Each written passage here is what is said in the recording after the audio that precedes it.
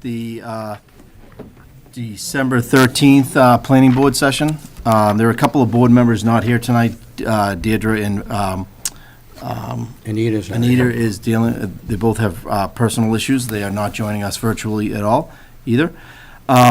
This meeting is being broadcast as well on television and virtual by Zoom. If the technology goes down, this meeting will continue. We will not stop due to the technology. First item on the agenda tonight is public input. If there's anyone from the public that wishes to speak on any item, not a public hearing in front of us currently right now, public hearing, but if there's any item you wish to talk to the board on, please step up to the podium. And just state your name and address.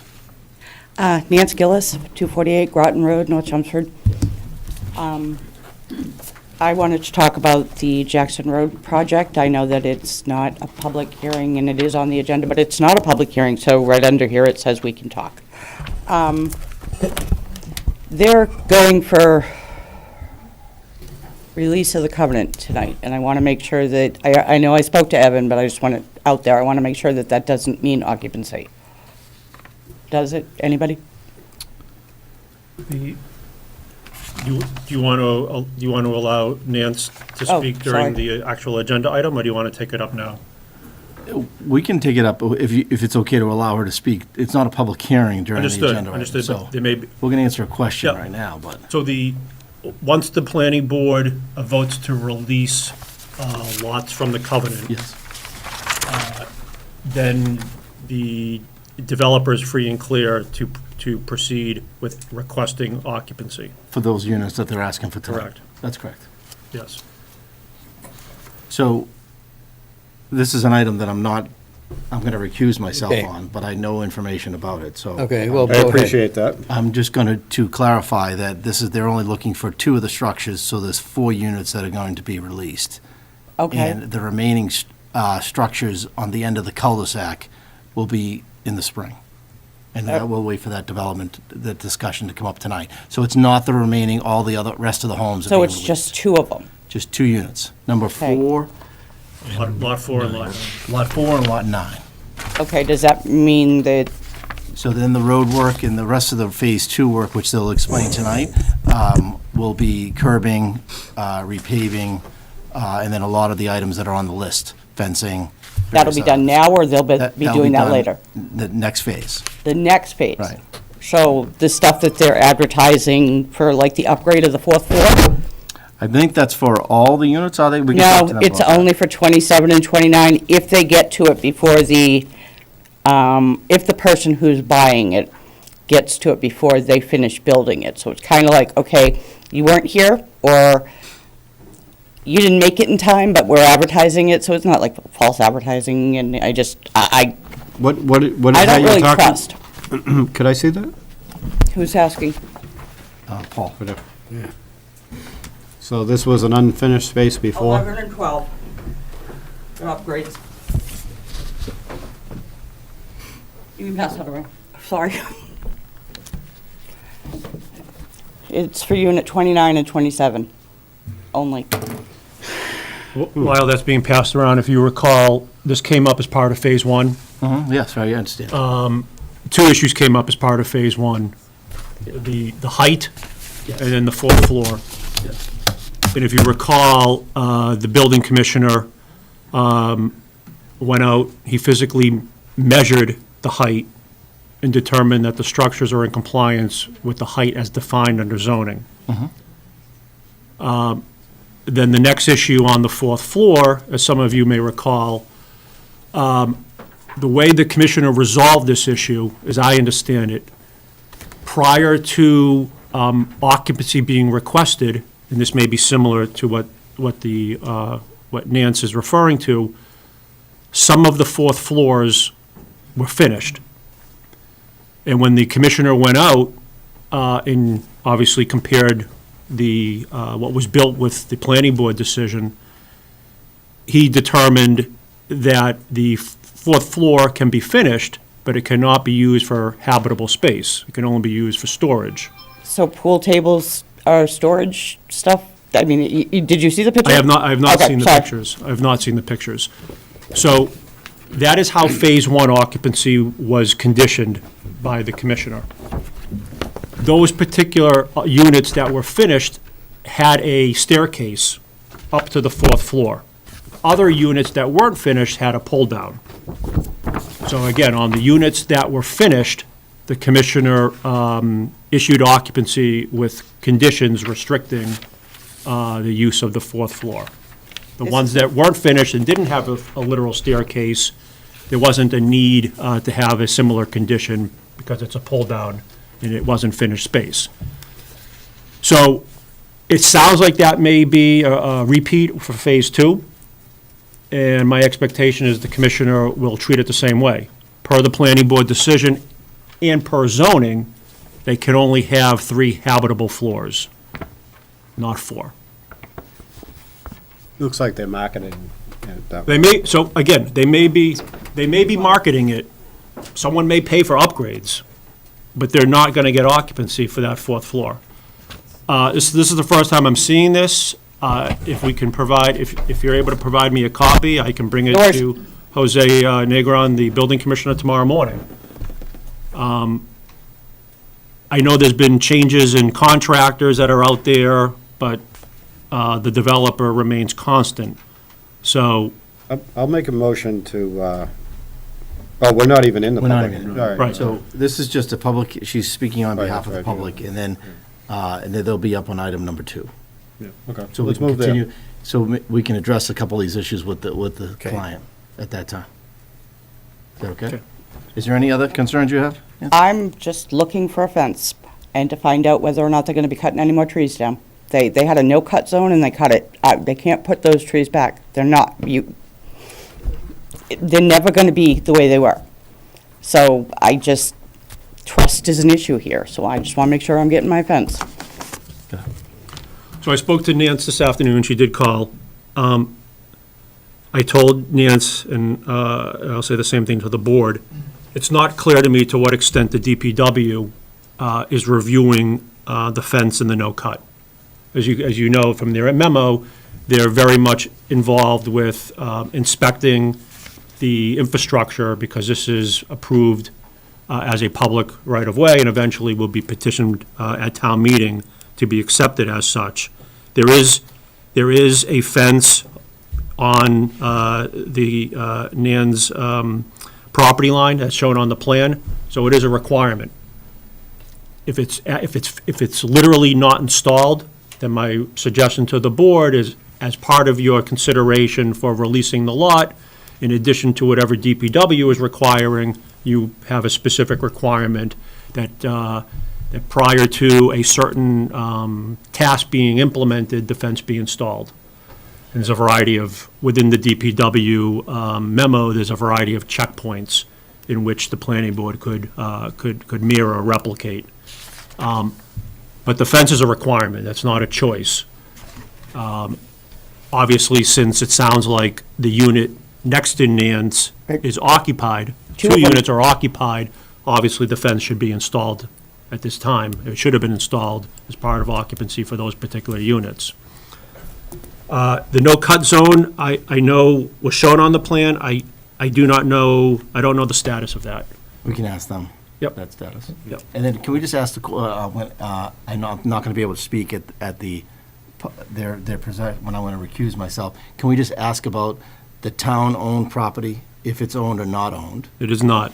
And so then there's a third-party dumping there, off their site, that has to be, are you going to address that? Okay. So that came up last week, that, Yep, and I've spoken to DPW as well, so between, the two of us will be able to update the board accordingly on that. Nancy, on public session, do you have anything else to speak to? Thank you. Thank you. Okay. Is there anyone else who wants to speak about any item for the planning board? Just name. Hi, Doreen Dash with Sinai Circle. I have a couple things to hand to you. This is concerning an MBTA again, as always. I have some handouts here, one from the town of Holden, who you guys kept saying the state sued. It's in here showing you that the state did not sue them. And oops, the case has been dismissed because the Superior court in Worcester found that the defendants, the plaintiffs, that there was no harm caused to them, so the case has been dismissed. The other one is from the town of Littleton, who has an MBTA station, and they said no to the state. They're not going along with the MBTA community thing or the multifamily housing complex. I also want to let you know, when I get up there.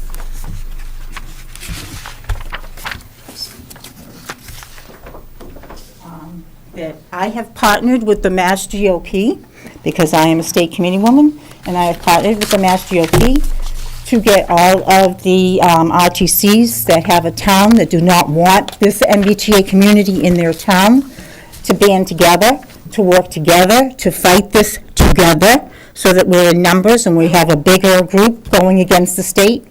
And the mass email went out yesterday.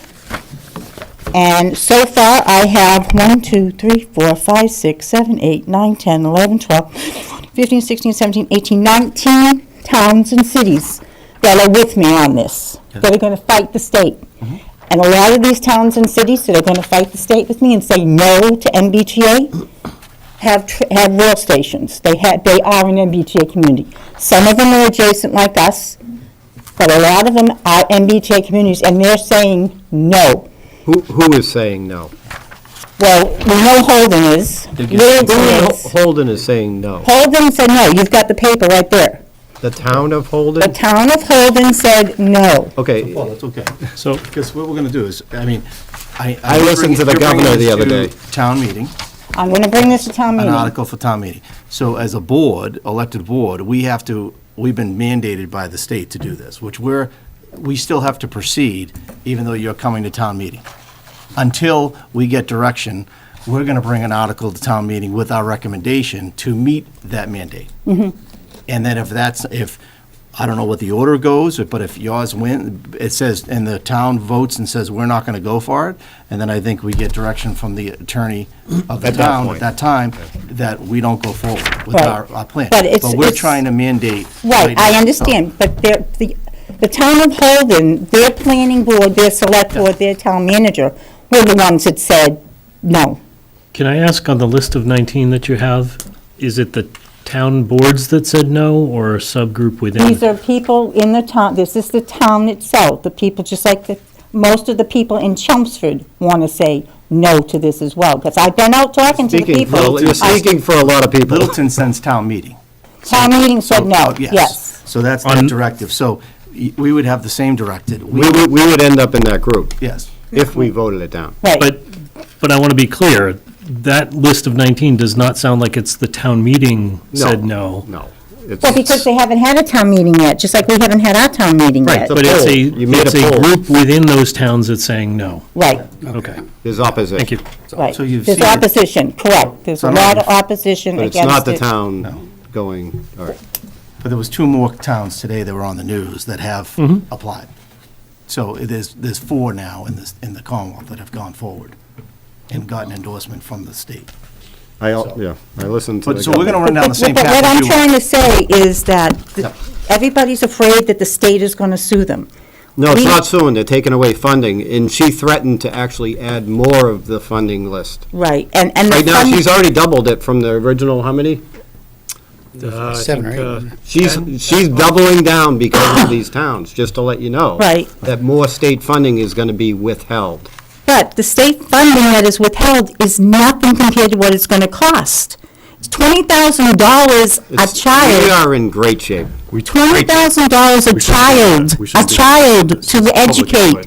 $20,000 a child to educate. You're going to be having what, another, how many children when you get all these housings? Yep. I mean, it's astronomical what it's going to cost us just to educate these children. That's just educating, that's not So considered, we'll bring it to town meeting. you know, we'll have to build more schools. So we're gonna bring it, we're gonna do our homework too, is just like you're doing your homework. And we're gonna bring them to town meeting and allow town I was meeting just to trying to decide give you which way some you wanna go. information I that you appreciate can it. add to what you're doing. I Now appreciate you it. know that these towns are saying no, and they're not getting sued, so you don't have to worry about that. Yeah, Okay, so save it for spring town meeting. it's coming to April. right? Yeah. Oh, It'll be in April, April. Probably April, yeah. So, We'll be ready Thank for you. April. Thank you. hi, Brian. Brian Latina, Precinct 9 Town Meeting Rep, 15 Jesse Road. To be clear, I'm also talking about the MBTA Communities Act. And in August 22nd of 2023, the Central Massachusetts Housing Association of Worcester filed a lawsuit in the Worcester Superior Court. And it moved to a different court because they had jurisdiction issues regarding MBTA zoning.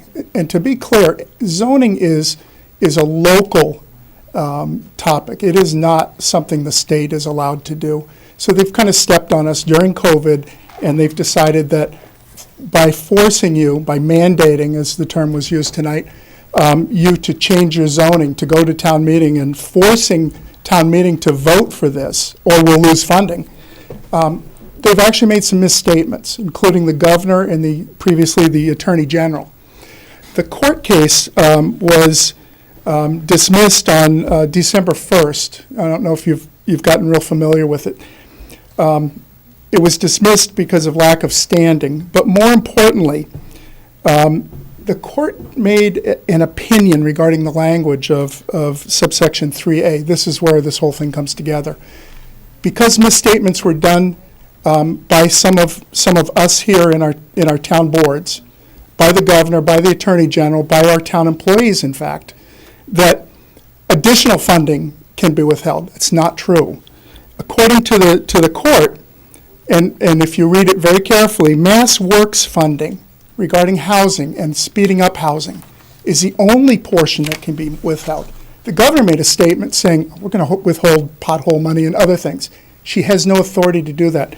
The court specifically said that, and made a note in the dismissal note, which is critically important, that the defendants are arguably correct that subsection 3A contains an enforcement mechanism that if the MBTA community fails to create a plan and comply with the subsection, which you said we have to do, it's not true. If we decide not to do that in our town, we lose about $1 million in Mass Works funding for housing. That's it. That's all they have the authority to do. The court made that statement, which overrides the governor, the attorney general, every lawyer in every town. The court has jurisdiction, not the attorney general, the governor's statements. Those are wrong anyway. So read that subsection, read that comment, and have your attorney interpret it for us at town meeting, please. Can you send us the link to that article? I will. I will send you the article. Can you send it to Evan? And then Evan will send it out to us. And the judgment as well. For my purposes as town meeting rep, Yeah. simple numbers here. We have 40B, we're covered in 40B. We added 10% to our housing, affordable housing. This is not affordable housing. This is anybody can move in, apartment-style housing like we've seen with the 40Bs. I just drove through our 40B around the corner from my house. 13 cars there have New Hampshire plates. That's illegal. We don't do enforcement. Last time I drove through, 20 to 30 cars had New Hampshire and Pennsylvania, New York, and New Jersey plates, a couple Florida plates as well. Anybody that's military can have one.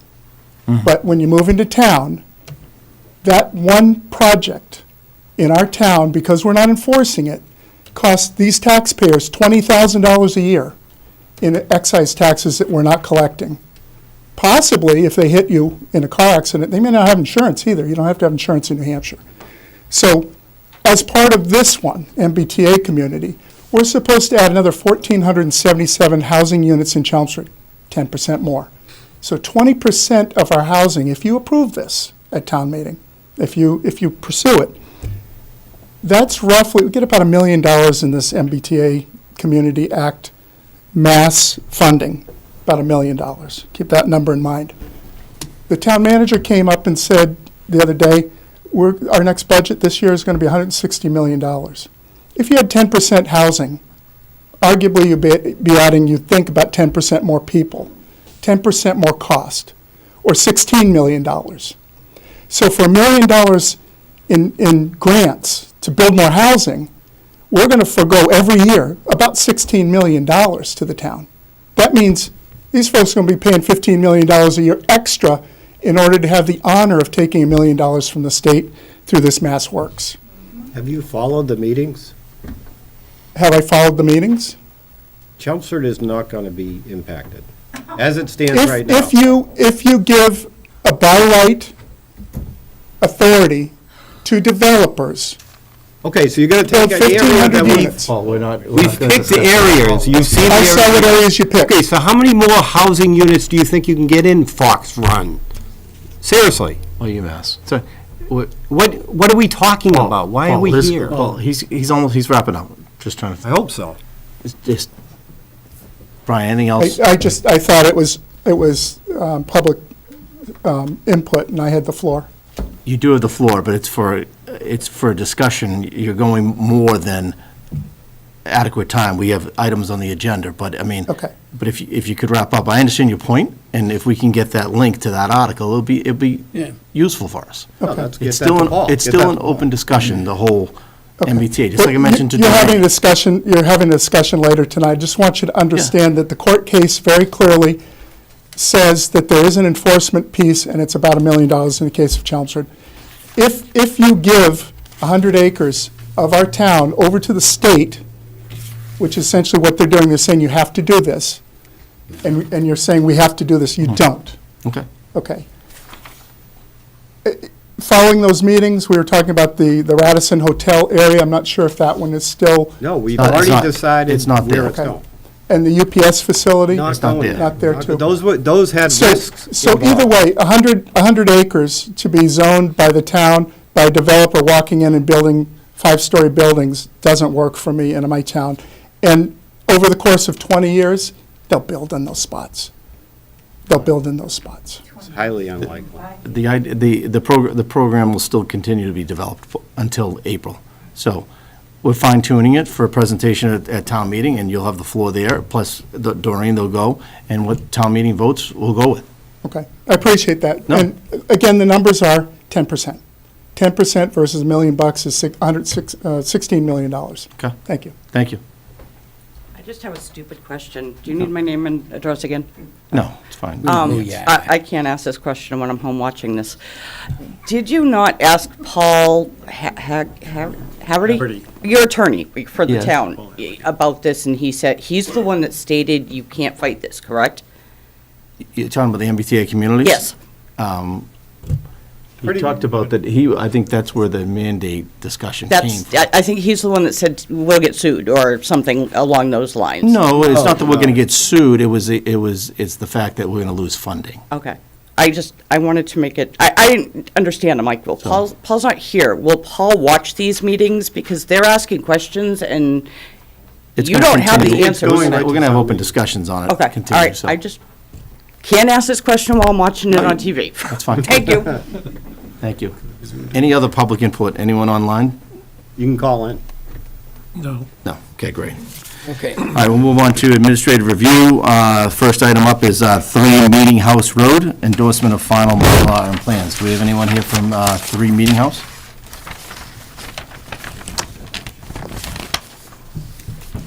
So the representation is here, but as you know, this is an administrative item. Yep. The purpose of this endorsement is for the planning board to endorse the final plan of record. It's then distributed so that the contractors, departments, the file, the applicant all have a planning board plan of record. So this final Mylar plan reflects changes that were required by fire department, DPW. As you recall, this project removed a lot of pavement, so it wasn't intensive related to new construction or new stormwater, so it was fairly minor in scope and scale. So Did Chris have a request? on the O and M, Yeah. and if you recall, they did submit it. I believe I distributed it. Yep. Okay. You satisfied? So you're good. Okay. So we'd be looking for a vote to endorse, and then at the end of the meeting, I'll have at least 3 members sign the Mylars. Make a motion? Make, Good, Paul. I'll make a motion to endorse. Second. All in favor? Aye. Aye. Okay. Thank you. Okay. Approved. All right, so we're going to bring up Jackson Road. I am recusing myself. Okay. Turning over the chair to Mike. Okay. Request for lot release. I understand this is partial, it's not a complete lot release at all. So it's, That is correct. it's phase 1 of 2. Okay. You four. Good evening to the board. My name is Casey Ferrer. I'm with Howard Hudson.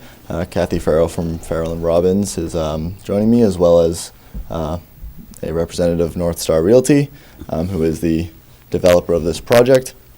An overall highlight, you are correct. The request is just to release lots 4 and lots 9 and maintain lots 5, 6, 7, and 8 within the covenant.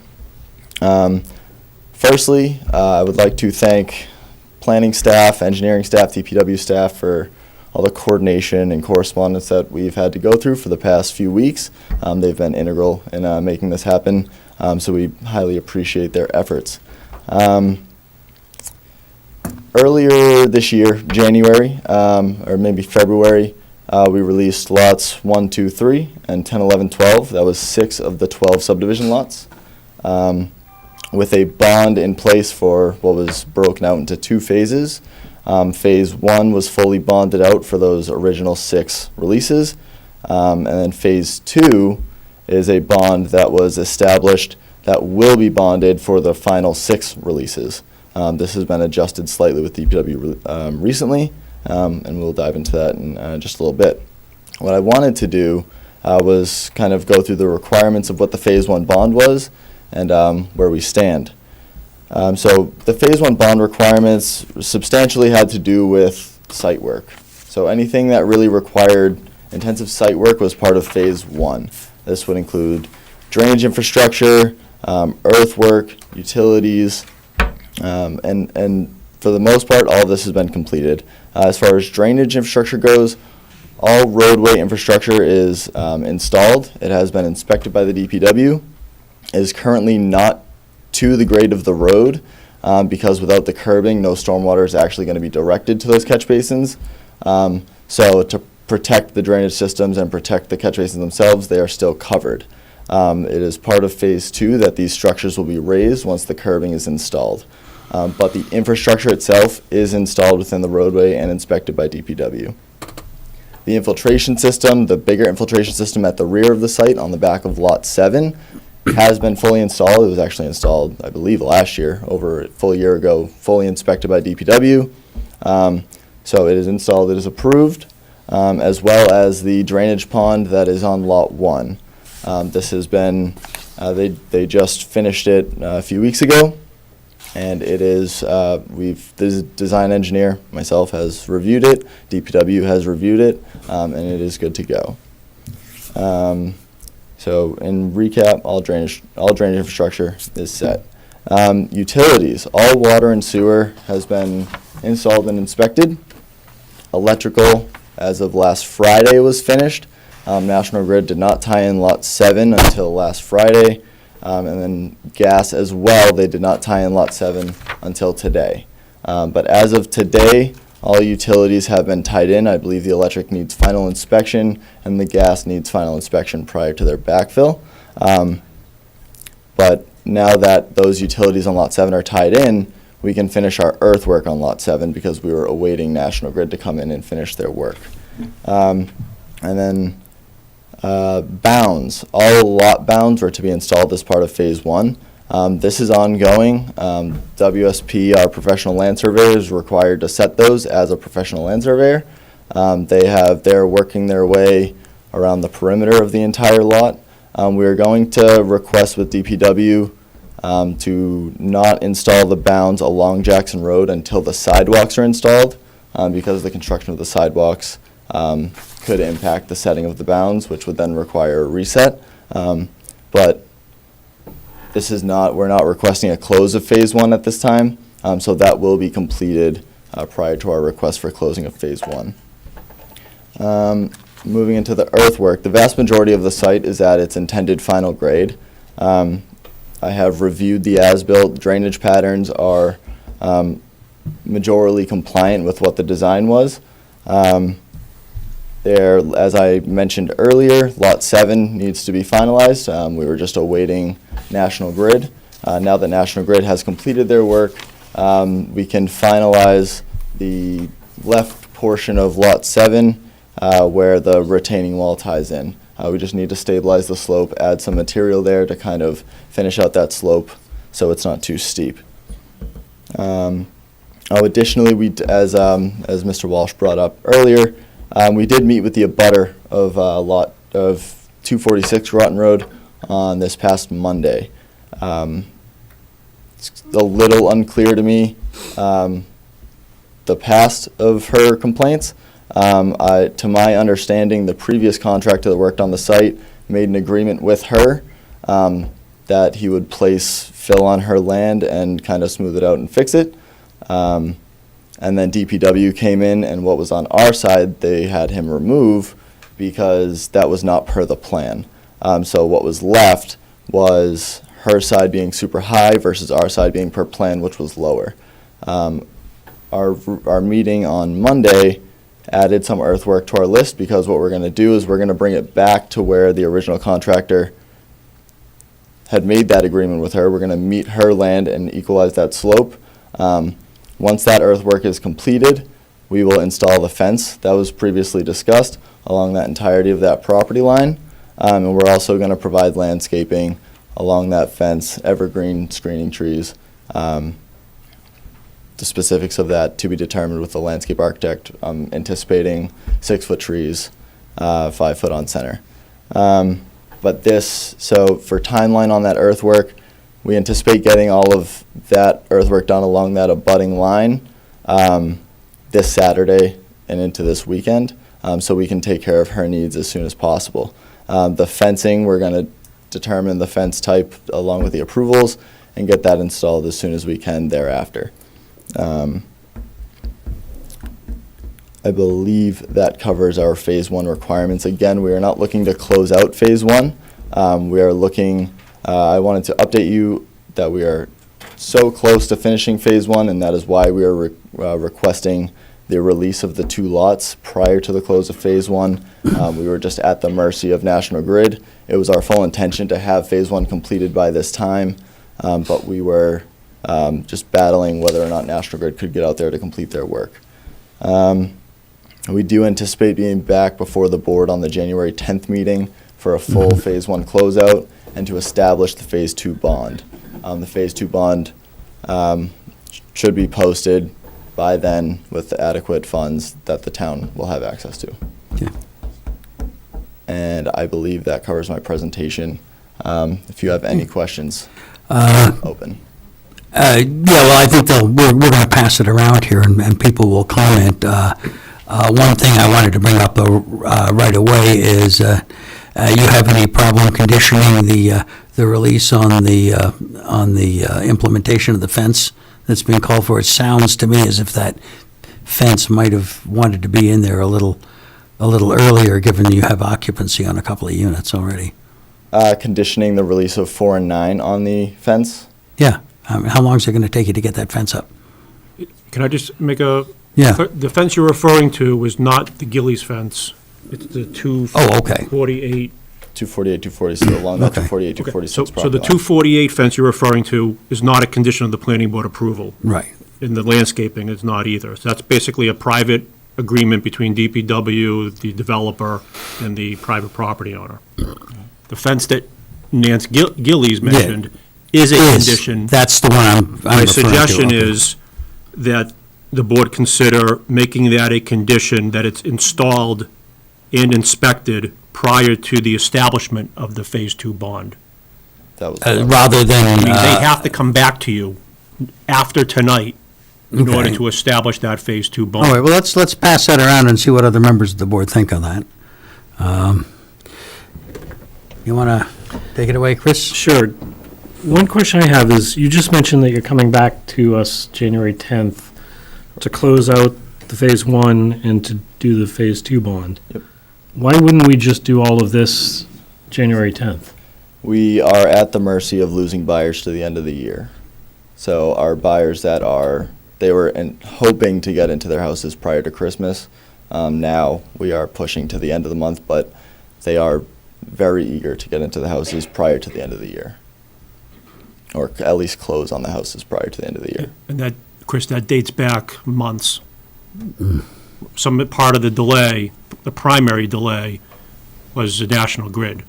So some of those buyers thought that the project was, move-in condition, with the exception of National Grid. Okay. That's the primary. The other point that needs to be made here is, without phased occupancy, the bond doesn't get created. The financial margins on this project are that slim, where every time a unit is sold, at closing, a certain percentage of the closing is put into the bond and put into escrow. There doesn't appear to be any other financial mechanism for the developer to fund the bond. So if lot releases are delayed, then it's not clear if the project moves forward. So what is being presented tonight is within that context where DPW is balancing a fine line between trying to advance a project in a timely manner, understanding that residents are already on the site, but it's an active construction site, and other delays. So, the sense I get is that they've lost buyers over the last year. They have buyers. National Grid has powered up the units. DPW is comfortable. And so literally, we're talking about, they've scheduled closings that I think are taking place, or scheduled to take place by the end of this month. So that's just the context of Okay. the sensitivity. But I'm really confused as to why it was structured like this, if it was going to be that tight, and it seems like the bonding structure should have been structured very differently than two phases. It was structured in two phases, because if you recall, back in January, when I think Phase 1 bond was established by the planning board, at that time, the project was already challenged. National Grid was a lengthy delay. The project itself has had significant challenges and likely continues to have significant challenges. And so the town was in a position, meaning DPW on behalf of the planning board, of trying to figure out, do we hold the line and potentially the project goes belly up? Or do we try to figure out some reasonable path forward where DPW, again, on behalf of the town, on behalf of the planning board, still has significant leverage? What's played out is, as Casey has presented, for all intents and purposes, the project is substantially complete. Infrastructure is in, all the big numbers are in, residents are living there, and it's relatively safe as a construction site. But that would not have happened without that phasing occupancy and phasing bond.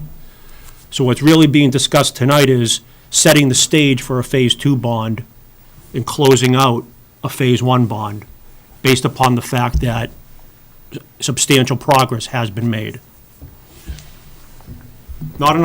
This is not an ideal scenario, and I think if you read DPW's letters, it's just not an ideal scenario for any party involved. Okay. Just want to interject Yeah, at this go ahead. point. Can we, as a point of information for the public, can we already identify which of the upcoming hearings are being continued? So that I know we have residents are interested. Yeah, very, very good point. Actually, I think we have continuances requested on two of these, Nevin? Yes, That's both 270 and 10 Hildreth? correct. Okay, which is the bulk of what's going on here, or what was planned originally, so. So to be clear, that we're not going to be Yeah, hearing 10 Hildreth definitely, tonight. yeah, we're not going to hear them tonight, so. Yeah, they asked for continuance, so. Yeah, they we won't both, be they hearing both them. continued. Yeah. Oh, they didn't. Sorry about that. Sorry. I thought there was a number of people here, so I want to make clear. That, Clear about thanks for noting I that. realized so many Yeah, people that's- were here. I have no more questions. Okay, was good. go ahead, Yeah. John. So on just a question, either for Evan or the presenter, so on Jackson Road, we received the planning board received a email from, I assume it was a new home buyer, saying they had concerns with grading, a stop sign. I think they said that a representative from the development firm represented to them that the town owns a triangular-shaped piece of land and nothing could be, no improvements could be done on it. So I just want to know how that factors into this. So that's what I spoke about. We met with that abutter, 246 Groton Road, on Monday. While it's true the town will own that land and we are at the mercy of what they will accept, they don't currently own it. I think that was a misconception that was conveyed.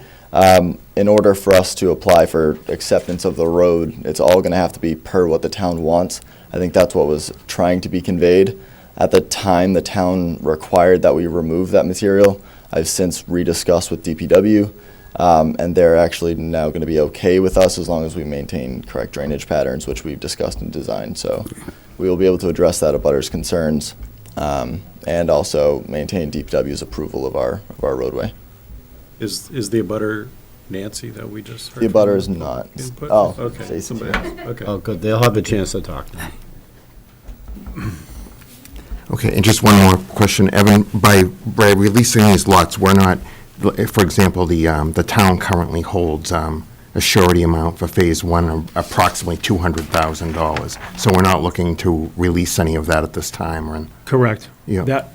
My expectation is that when they appear before you in January to establish the bond in the amount of $385, that existing $200,000 will be rolled into and towards the $385. Okay. And then as units get sold, similar to Phase 1, at each closing, there'll be a sum of money escrowed as each unit is. If you read the DPW letter carefully, we don't need to discuss that tonight, but when the board is considering establishing Phase 2 bond, the DPW letter is very specific Yeah. as to how and when that bond must equal 385. Okay. Yep. Thank you. Okay, Paul, I don't have any questions. Joel? So 4 and 9 are 2 of the remaining 6? 2 of the remaining 6 lots equals 4 units. Okay.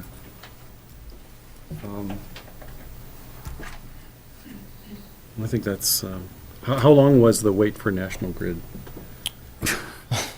Well, we started electrical with them 2 years ago, I'd say, and they just finished Friday. Okay. And also, these lots 4 and 9, those are all have the electrical, gas, all that? Every lot as of today is tied in fully to utilities, just awaiting final inspections on lot 7 for electrical and gas, but Right. all the other remaining have already been fully inspected, fully And you connected. said then you could backfill it and all that sort of thing? That's Correct. just lot 7? That's not- just lot 7. Every other lot is at intended grade. Okay, Okay. that's it. So just to back to the Gillies fence. If the board, the reason I recommended prior to the establishment of the bond too, is that they're telling you they're gonna come back in January. So that's date certain, Yeah. meaning you'd make it very clear to them that we're not gonna establish the second bond without the Gillies fence being very specific, and they know full well.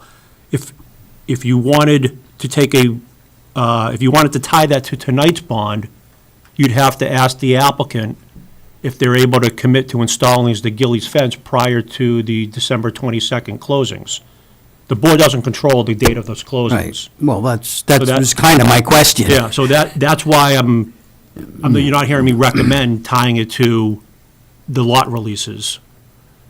Unless the board is going to say, well, we'll schedule a special meeting between now and the Well, 22nd. I think the accommodate that. point here is we want to make sure that it happens. Right. We want to make sure that it happens in a Gotta happen. timely manner. I don't think a week one way or the other is particularly important. But I want to ensure that we can make it happen. Exactly. And, So I will certainly say that we would be willing to have it as part of, before we can establish Phase 2, let's have that. I just don't want to put closings in jeopardy that we've now. Okay, and I do see That your we've point. now released, or that we've, worked so hard to release and then put those Okay. closings in jeopardy anyway because we can't line up a fencing contractor. We're running into holidays. We still have earthworks to do before that can go in. Okay. So, I would like to condition it, if we're going to condition it, to put it prior to setting that phase 2. We'll have that fence installed. Okay, and that's going to happen on the 10th? That's the goal as of right now. That's our intention. Or at least a signed contract with a fence company. Yeah. Yeah, I mean, something that says this is really going to happen. I mean, how does the rest of the board feel? A reasonable Reasonable. approach? Okay, I would be comfortable with it yeah. actually scheduled, not just the Yeah, contract. exactly. That's kind of what I'm thinking. Realizing that in the middle of January, it is sometimes hard to dig a hole. Got a week to do it. It's nice out. Yeah. Okay, well, I do have one question. Yeah. Which lot is that fence on? they're up there on the, There's a lot of numbers don't match either. This side property line here, Yeah. this is the Gillies property, this is the abutter that we met with, so the fence was proposed along this property. Okay, thanks. And where's the triangle? So this, infamous triangle. so right here, this triangle lot, so what it is the right-of-way is required to be a certain width. Once we hit that width, we just have dead space behind the right-of-way between the property line. So all we did was we included that as part of the right-of-way, so it made a triangle of right-of-way that was larger than elsewhere, and that's where a lot of that fill occurred. Okay. All right, well, I guess if there's no more comment on the, I was just gonna say that, the person that emailed us, that were Yeah. the triangle and all that sort of thing, is that something that they can come and talk to Evan and DPW and work out something such that by the time January rolls around, we kind of smooth that out somehow? Our timeline of work on that is this Saturday. So we've been in contact with them. So if it was not prior to January 10th, then something has severely gone wrong in our timeline, but we intend on it being by this Saturday. yeah. Okay, now, we're not having another meeting in December, as I recall. We've decided to celebrate the holidays instead, thank heavens. So the earliest we could get word on how that was sorting out would be, in an official way, would be the 10th. But, let us know what's happening. Evan, if you hear something, just send it around so we all have an idea that this is really continuing. And I think the other thing too is that I think this highlights that we want to view these things more Yeah. as carefully as possible, so that we don't Yeah. end up in the same situation. Well, I mean, this one. As much as that can be done. Yeah, as much as it can be done. I happen to be dealing a little bit with the National Grid at the moment myself, and I can tell you it's not a predictable activity. All right, I think at this point, unless anybody's got more comments, we probably ought to just vote on whether to grant the requested release, and then we'll deal with the second phase on the 10th. I will move that we Whatever the right word is. grant the request for Lot 4 and 9 releases. A second? All in favor? Aye. You're on. You got Mike, I'm it. going to have you sign the lot release Yeah, I'll sign the lot release and sign now, because it's going to leave with the project. really try to get that fence sorted out. Right here? Thank you. All right.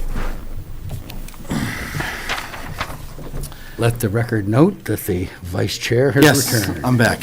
So, Joel, thank you very much for commenting on the two articles that are continued tonight. 270 Billrica Road. So we need to take a vote to continuing 270 Billrica Road until January 10th. So moved. All in favor? Aye. Who made the motion and seconded? Mike and Paul. Okay. The next item, 10 Hildreth Street, has been also pushed to January 10th. Your turn, Paul. Make make a motion. Second. Continue? To continue, second, so we got Paul, Aye. and we got Mike, and all in Aye. favor? Aye. Aye. Okay. So with that being said, moving on here to Swimmingly. 93 Brick Hill Road. Continuation, right? So this is the one that was ahead of us a little while ago? That's correct. Requesting site plan approval for construction of a 49,910 square foot industrial warehouse building with integrated surface parking, loading facilities, and on-site infrastructure improvements. The site is located in the IA zoning district and is shown on parcel ID, map 88, block 271, lot 3, and consists of approximately 9.6 acres. The applicant requests special permits under Article 11, Major Business Complex, under Article 14, Aquifer Protection, and Article 5, Off-Street Parking and Loading, and site plan review. So applicant, you're... Good evening, Mr. Chair, members of the board. For the record, Christine Hung, attorney at Reamer and Bronstein. With me tonight, I have Kim Hazavardian from TEPP, who is the project traffic engineer. As I'd mentioned when we were last before the board, that we would come back tonight to discuss traffic with you. So Mr. Hazavardian here is to discuss the traffic report. Are you going to be giving us an update on any of the other activities that are going on with 93? Yeah, we're still working through, we received peer review comments that's being worked through with our engineer over at Hancock. There have been some site testings on site. They're going to be before the Board of Health and with respect to the scope of the hydrogeo report. And I think the next time we come back, maybe at the January 10th meeting, we'll have a fuller update on the site plan review and stormwater management. Because they were looking at doing 2 soils tests, right? Yes, and I think that that's scheduled for next Friday, I think, sometime next week. So is tonight just an update on the traffic? Yep, That's just it? traffic. Just tonight, okay. Good evening, I'm Kim Hazavardian, traffic engineer with TEP LLC out of Salem, New Hampshire. And I'd like to introduce you to the traffic impact and access study. We analyzed a roughly 49,000 square foot warehouse facility located on the south side of UPS Road. Site access is via 2 driveways. One is about 250 feet north of Brick Hill Road, and the other is about 600 feet north of Brick Hill Road.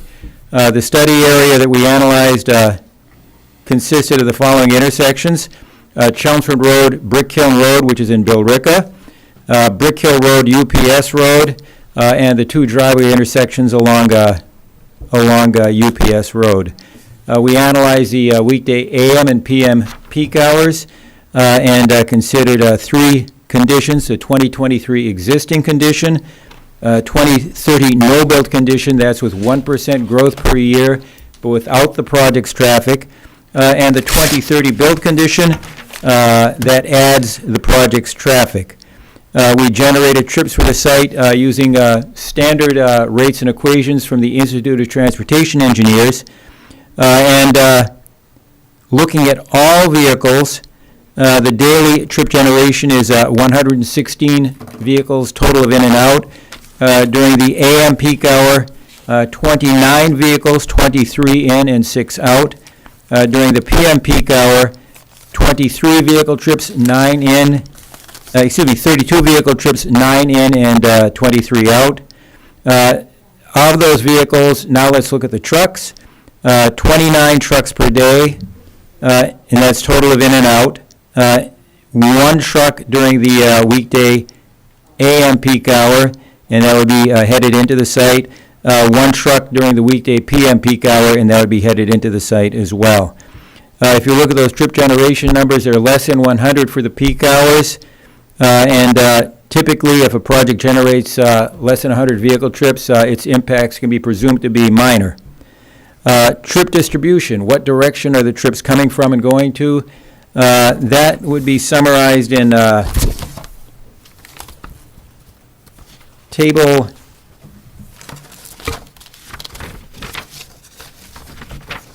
6, and I want to call your attention to that table. I transposed the headings, just to let you know. for when you get to analyze this in more detail. The column entitled non-truck trips are the truck trips, and the column entitled truck trips are really the non-truck trips. For the non-truck trips, we anticipate that 65% of the traffic would be to and from Chelmsford Road, to and from the west. In other words, to Route 3. 10% of the trips would be Chelmsford Road to and from the east. These are non-truck trips, excuse me, would be on Chelmsford Road to and from the east. And the remaining 25% would be Brick Hill Road to and from the north. With regard to the trucks, we anticipate that virtually all of the trips would be oriented toward Route 3. In other words, they'd take Chelmsford Road to and from the west. I'm sorry, you said that the headings on that table are actually reversed? They're reversed. Okay. Okay, so that left-hand column should be labeled truck trips, Yeah, and the right-hand column should be labeled non-truck trips. okay, thank you.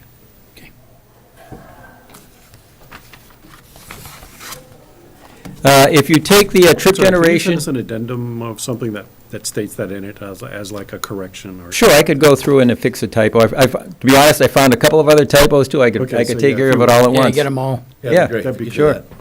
good. Now, with regard to the traffic increase, if you take the IT trips that are generated for the site as a whole, and you split them out over the network, you get the numbers that are in Table 7, and I'll just kind of paraphrase those numbers. On Chelmsford Road to and from the west, in other words, to and from Route 3, 19 to 22 vehicles per hour added due to the project. And that's a small increase in percentage terms compared to the thousands of vehicles that are out there during the peak hours. Chelmsford Road east of Brick Hill Road, we're talking single-digit increases during the peak hours.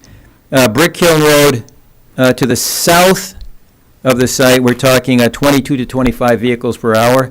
That's where most of the site traffic is concentrated, but the numbers still aren't that big. And Brick Hill Road to the north, 7 to 8 vehicles per hour. So we're talking relatively small percentage increases compared to the traffic that's out there already.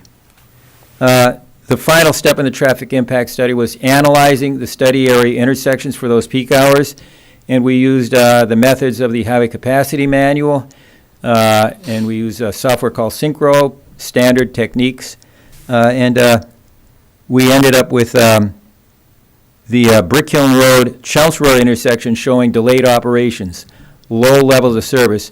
But the site doesn't add very much traffic to that, so low levels of service, long delays with or without the project. Brick Hill Road, UPS, we looked at low to moderate delays with or without the project. And the driveways along Brick Hill Road have high levels of service. There really isn't as much traffic that they're facing getting out onto UPS Road. That concludes the introduction to the traffic impact study. There's a lot of material in there, and I'd be happy to answer any more specific questions you have.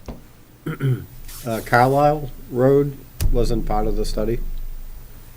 No, we looked at basically the big intersection. Yeah. Which would be dangerous intersection. What's that? Which is, Carlisle is a very dangerous intersection. Oh, that reminds me, we looked at crash rates as well. That's in there too. Could you show me where Carlisle is on that relative to my figure 1 right there? It would be the opposite end of Brick Hill. Okay, we didn't we didn't have that much traffic going up in that direction. It's, if you look at table 7. 22 cars or something? We're talking 7 to 8 vehicles during the peak hours going there, so it wouldn't have much of an effect on that intersection. Any crashes that are happening, there would be an existing condition and something not related to the project. And, one other thing I'll mention, if you look at the end of UPS Road, as you're coming out to Brick Hill Road, there's a sign that basically says trucks need to turn right, Right. not go in that direction. Okay. And that would apply to this project, too? Right, Because you're coming into the same road, all right. right, it's a truck, so it would apply. Actually, it says UPS trucks. Well, we could change that. All trucks. All trucks. Yep. No trucks. We can fix it. That would need to be part of this. Because they have an electronic sign there, because some trucks miss that entrance and drive up Brick Hill Road. Oh, they also have a flashing stop sign, too, at the end of UPS Road. And they even cut down Sprague Street and those other ones. Any other questions right now, going around the table? Chris, no? Nope. Mike? No, I'm pretty good. John? I'm good. Paul, you good? Good. Joel? Yeah, I want to, it always seems funny that at the peak hour, you have like one truck. And so are they just assuming like a uniform distribution across 24 hours, 29 trucks across 24 hours? Well, As what- opposed to something bimodal, you know? Well, what they did was, the Institute of Transportation Engineers compiles all this trip generation data. Yep. And they base it on actual counts. Yeah. And this is what they happen to get during the peak hours. The other, so that's one trip in the morning, one trip in the Do they afternoon. actually have like a peak hour, like in other words, when you put in your square footage or whatever, does it spit out not only like what your average number of trucks is, but also what your peak hours is from the? Well, you start off with the square footage.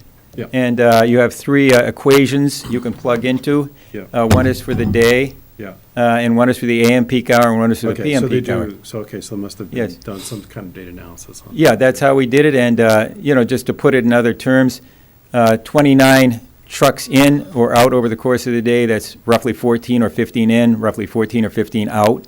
One of those happens in the morning, one of those happens in the afternoon, and the others are spread out. Right.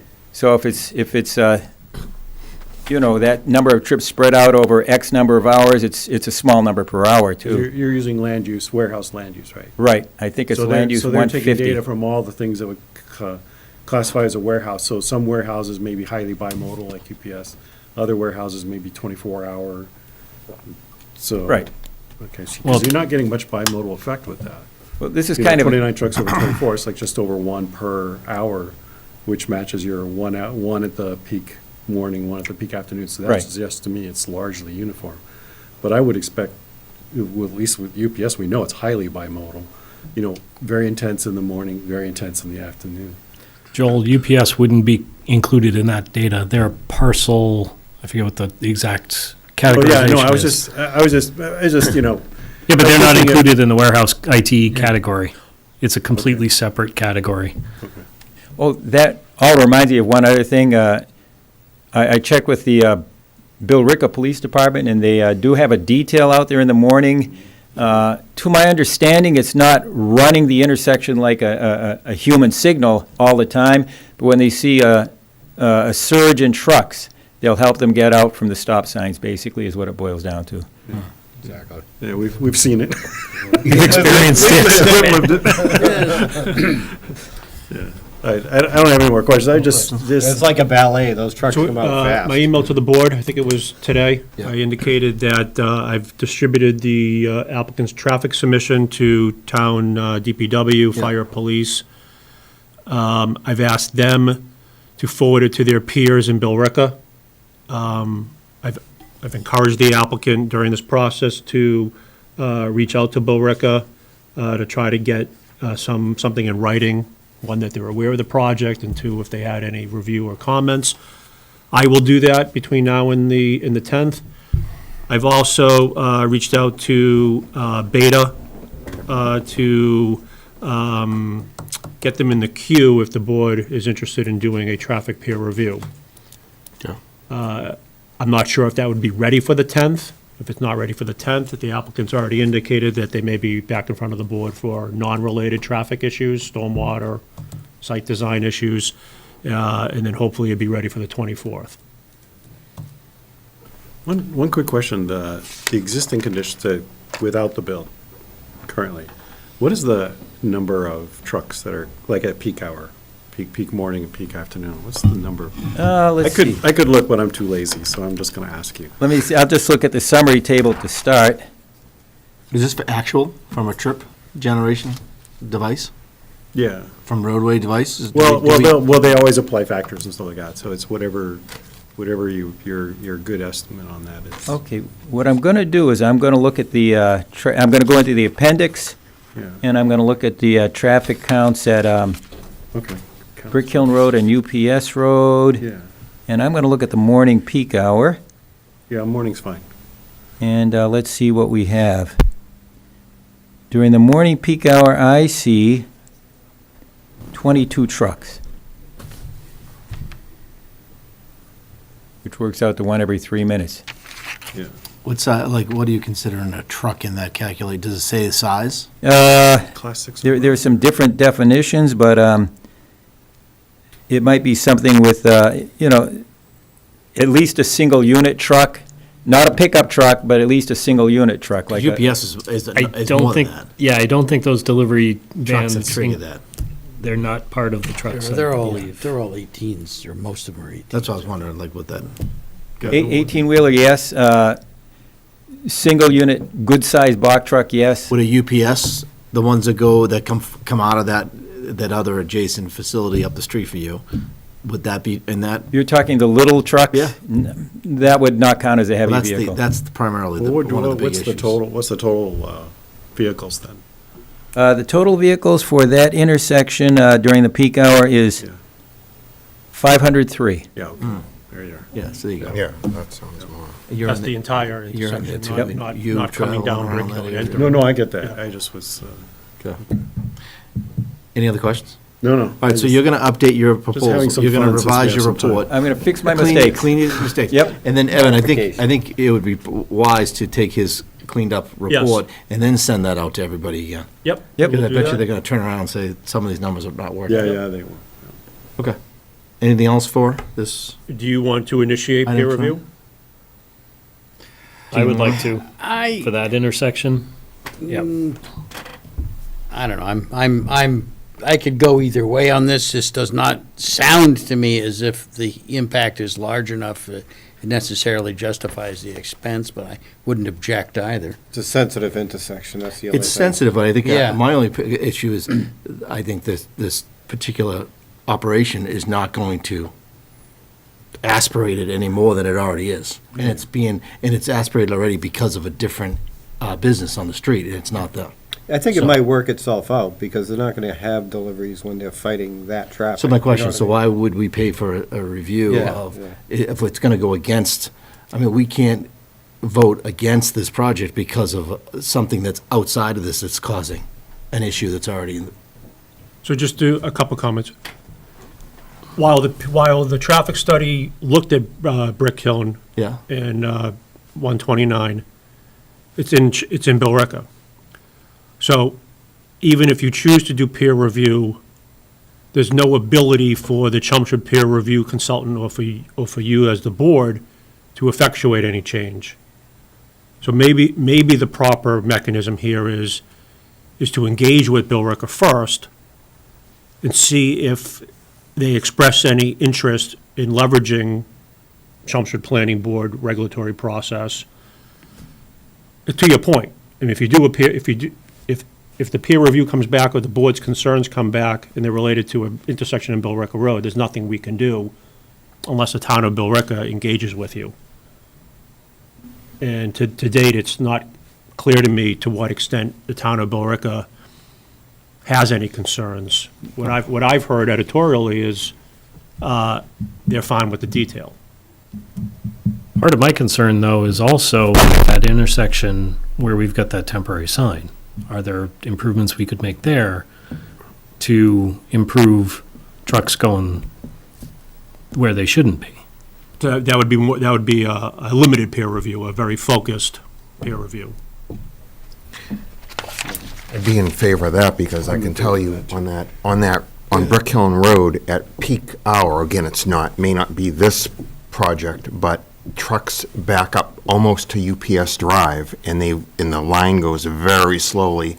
You're also going over a very narrow, part part of the road that lies in Billerica that's been problematic before, that sometimes floods. So it may be worth engaging with Billerica, see if they want to piggyback. If they do, then we can do the full study. If they don't, then we can do the narrow study. Okay. That's All right, I have enough to proceed All right, on. you guys good with that? Yep. Recommendation? Good. Yeah, is the Joel, you applicant- good with that? Well, I just want to know if the applicant's okay with that, in the sense that, do you want us to already, I'm thinking time-wise. So does it help you for us to actually have the peer review done now, as opposed to wait to find out just what the scope of the peer review is and then do it? So you see what I'm saying? If you start the peer review now, you're going to be done sooner with the peer review. If you wait to find out what you want the peer review to be, it's just that much longer. But I guess you guys have other things going on, so. I mean, we have other things going on, but to the extent that we can initiate the peer review, we'd like to do that now, just so that we can Right, that's what I move was things thinking. forward. Yeah. So let's move that's forward. sort of the other thing, so.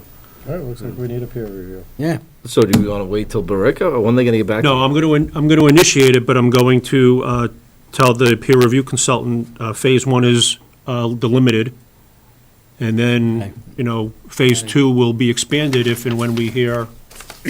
Is that going to cost us more though than? Bill I guess Rick, if what they I- want to get on board, they better get on board fast.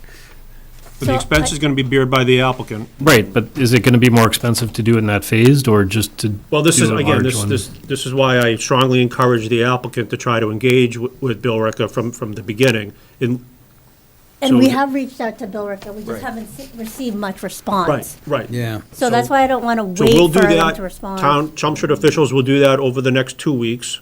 Hopefully, we get some definitive answer. The peer review consultant's not going to begin, the work until probably after the new year anyway, so. Okay. But I guess either way, if we don't hear back from Bill Ricca, does this board still want a limited peer review?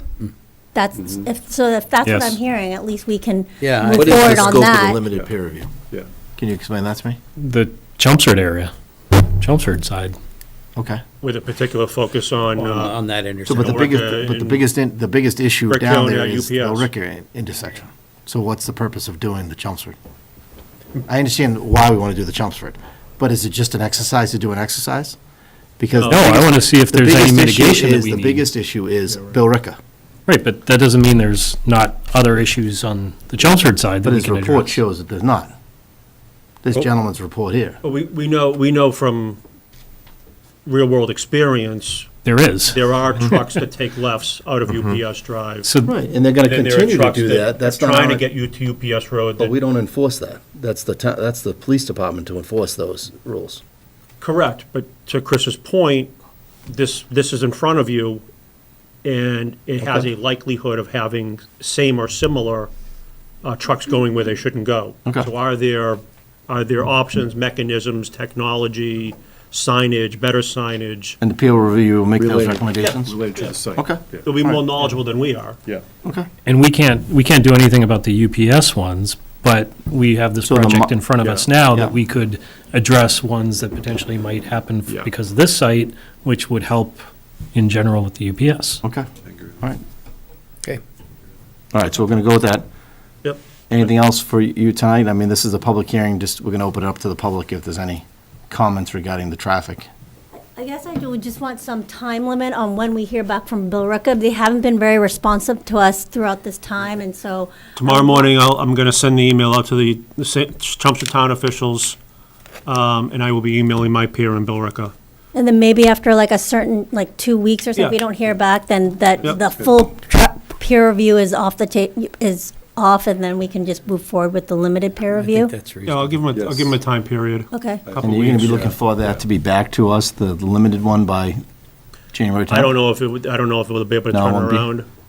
Can we set the deadline for Bill Ricca, the January 10th meeting, because it's the holidays If we right haven't now, heard and- from them, Bill Ricca by then, we're not going to hear. Right, by the 10th. I'm not- Fine, but- I wouldn't want to, January 10th. yeah. Okay. Good. Okay. Anything else from you guys right now? No. Is there anyone in the public that would like to speak about this particular project on 93 Brick Hill Road regarding the traffic, the discussion tonight? Okay, not hearing any. When would you like to continue this meeting till? I think it was the 10th. Yeah, we'll continue January to the to the 10th. And maybe by then we'll have updates on the stormwater, the peer review for that. So we'll be back then. Can I take a motion for Well, continuing? before we continue, one other thing I wanted to mention was that there was some of the work that 93 Brick Hill did with their consultant and with Conservation Commission. And they're planning on putting in some turtle nesting area, and they had a phased plan where, in the initial plan, there was a nesting area that was going to be put in that was southwest and then south facing, and then with the full build-out, it was just strictly southwest facing without a south facing part.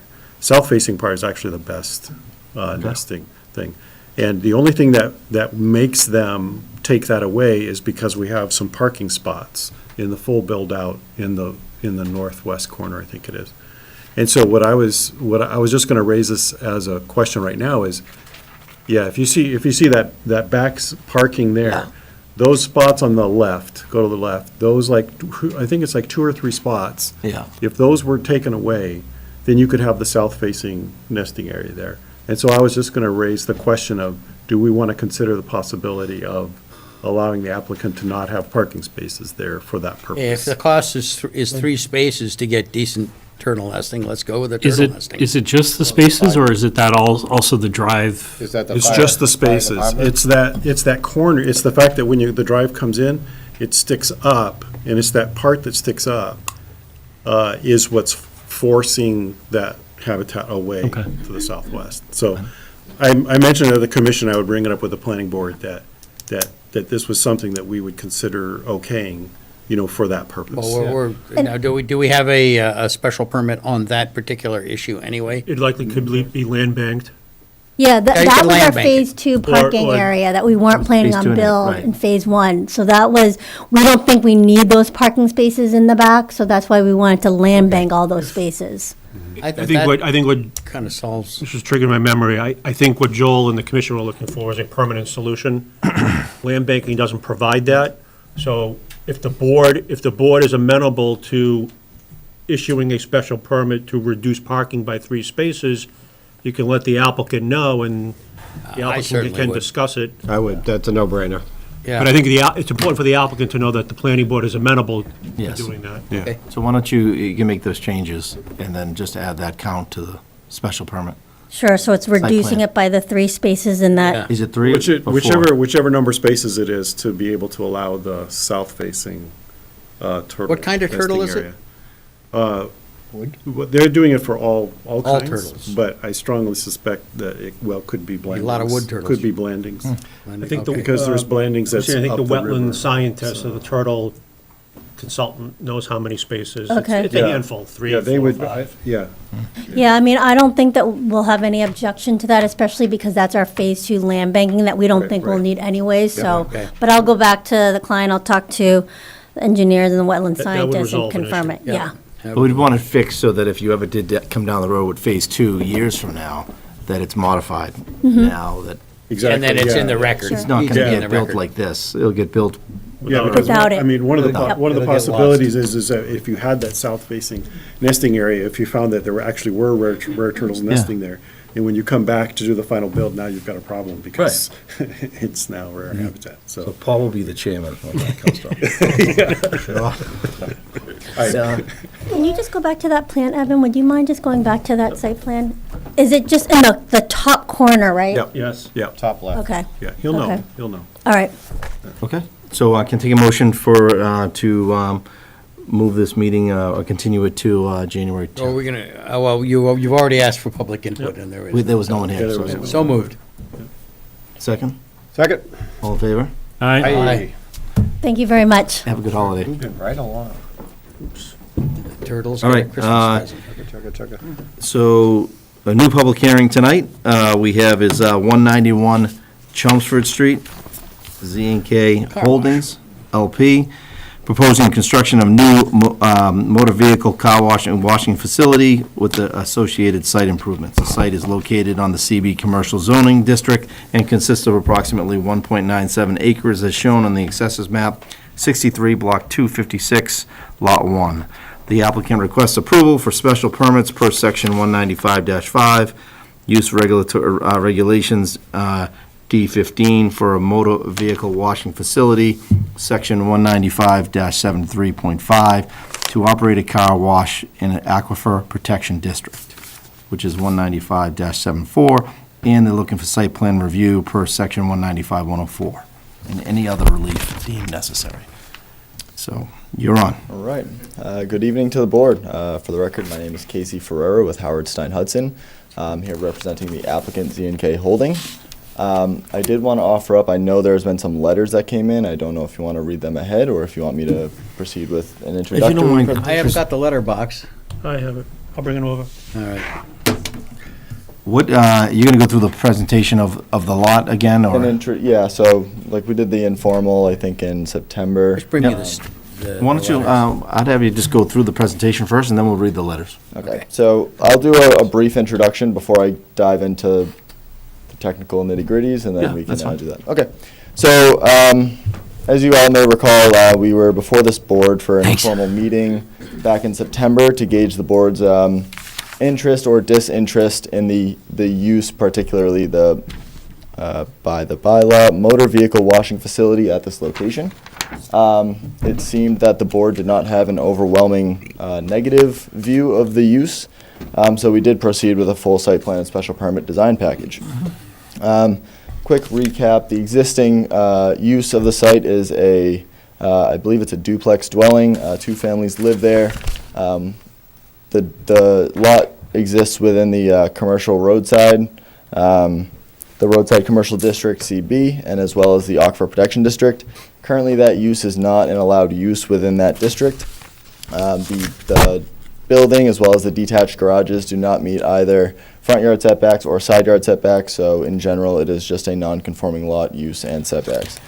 The proposal here, or there's also one last thing on the existing, there's an existing wetland system at the back of the site. It covers approximately 1/3 of the site, all at the rear. The proposal is to demolish all the existing dwelling as well as the associated detached garages, sheds, and anything else on the site. I know there's a patio and a deck as well. And in lieu of those buildings, we'd like to construct an approximately 3,605 square foot motor vehicle washing facility. It would be a single lane drive-through facility. I believe it is belt fed. I'm not sure that we have one in this town, but it seems like it would be a new kind of feature. Since the last time you saw the plan, we have modified it slightly. Originally, the entrance to the parking lot was further to the rear of the site. In discussions with fire prevention and also access for the client and queue times, or queuability for the car wash, we've actually moved the entrance to the parking lot forward closer to Chelmsford Street 110 and combined it with the exit lane that moves out. So as you can see, there is a 2-way entrance in and out right off of Chelmsford Street on the northeastern side of the property. From there, you can either take a right into the parking lot, or you could continue straight into the one-way car wash queue line. The one-way car wash queue line divides into 2 for pay stations and then back into 1 to enter the building. Just before the building, there's a bypass lane in case for any reason you do not want to follow through with your car wash. And that bypass lane connects back into the one-way exit that exits the car wash. That one-way lane will then lead you back to the parking lot, at which time you can access the 2-way entrance and exit. As far as parking requirements, there is no Chelmsford bylaw for a motor vehicle washing facility. We have done some, recon with the existing facilities throughout the town. Some of them had 3 parking spaces, some of them had 6 parking spaces, with a variable number of vacuums within. We are proposing, I believe 13 is our final number that we came up with. This is due to the client's expected need of vacuums, as well as it combines 2 to 3 employees that may be on the site at any time. We did not want to designate any specific parking spots because additionally one of the parking spots is ADA accessible, so that will also have a vacuum, but also be a space that somebody could park at if they require the ADA accessibility. Landscaping, there is, because we are adjacent to Chelmsford Crossing, which is by definition a residential use, we are required a 30-foot landscaping buffer on that northern property line. So what we have proposed is an evergreen screening line along that property line, as well as bushes and other plantings for aesthetic purposes on our side of that screening line, until it meets up to the existing wood line that we do not anticipate touching. The front of the site, the frontage, also has a landscape buffer requirement. It is 10 feet from the frontage. It requires street trees, I believe, every 30 feet, and then also various plantings throughout. We engaged with a local professional landscape architect, and he dived into the bylaws and made sure that he planted this as much as he could. I believe that gives a general overview of the site. I would like to dive into special permit criteria and APD special permit criteria and design stuff, but I figured we'd start with the introduction. Okay. Any other questions so far for the group? Can you show what's the basic flow again? The site flow of the traffic? Sure. So, best spot for me to stand. So, entrance exit right here along Route 110 Chelmsford Street. It's two-way until you go straight for the car wash. That comes around, breaks into 2 lanes at the pay stations, and then we'll merge back into one prior to entrance. There's this bypass lane in case you don't want to access the car wash, where you come around and meet the exit lane from the car wash. And that brings you back out to the parking lot where you can take a left and get back to the entrance exit. So you're crisscrossing at that, where you first come in and where it branches off, you're actually crisscrossing, right? This lane is lined up exactly with this lane right here. So this would be a stop-controlled left-hand turn for any vehicle that needs to take an exit.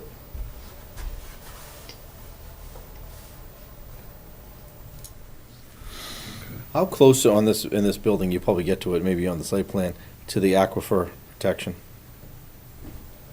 How close are we? I know we're in the district, but how close is this facility? To any wells, you mean? Yep. Yeah. I don't believe it's in any close proximity. The closest ones are down the ones that we've been talking about on other projects, down Bill Ricker Road. Zone 2.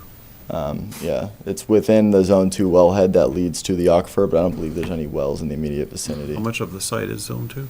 The entire site. The entire site. The entire So would community in that area is Zone 2. How far away is? How far away is the water from the site? I mean, the closest wells probably would be the Riverneck wells. Yeah. Would be my So guess. they're on the other side of the highway. Yeah. But there are wetlands near there. Yes. Yeah. So they're gonna finish their presentation, and then we're gonna open up for public input. Yeah. You'll have, all your time. How many trees are coming out of that property? So if you, I might not have it, there's a demo plan as part of our site plan package. I saw about 50. Yep, so all the trees that are in the middle of the site mostly are coming out. The ones we tried to leave all the bigger ones along the side property lines that help screen the property. The southern property line down by the gas station, not able to save as much, but we really tried to focus on that northern property line up against Chelmsford Crossing, their residential development. Evan, can you pull up the architectural plan?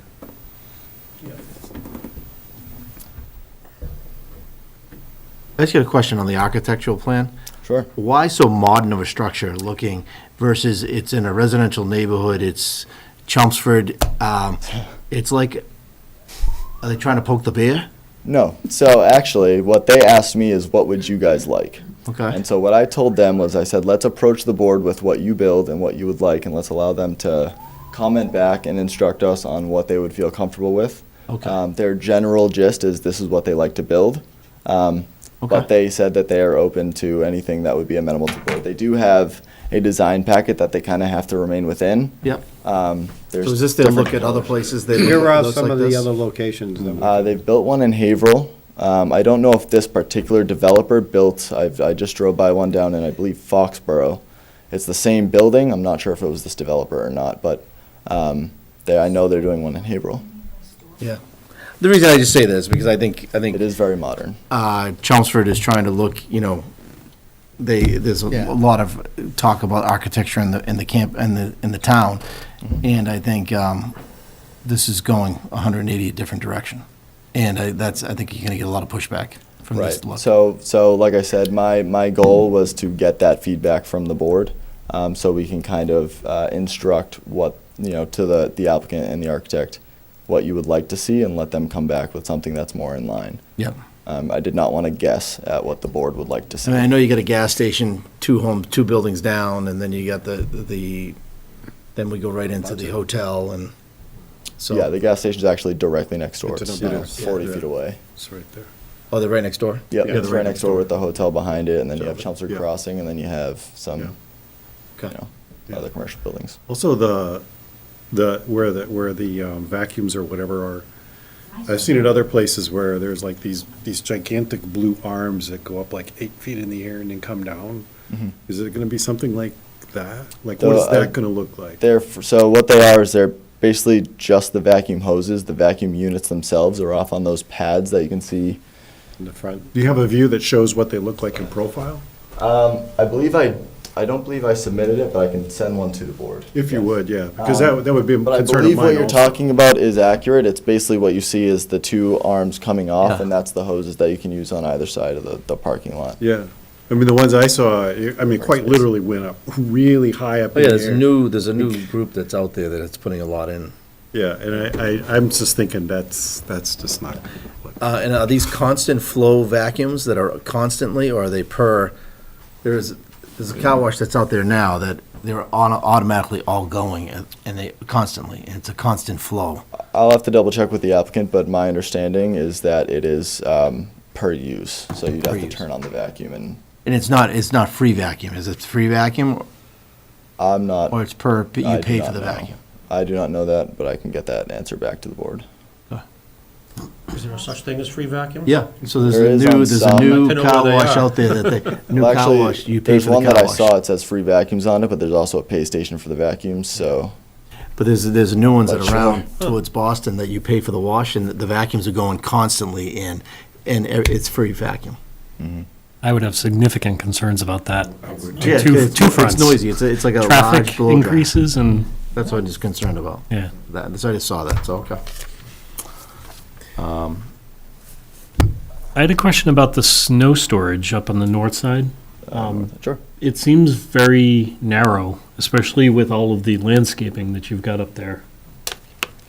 Yeah, so our snow storage, we found areas that are not landscaped that we are available for snow storage.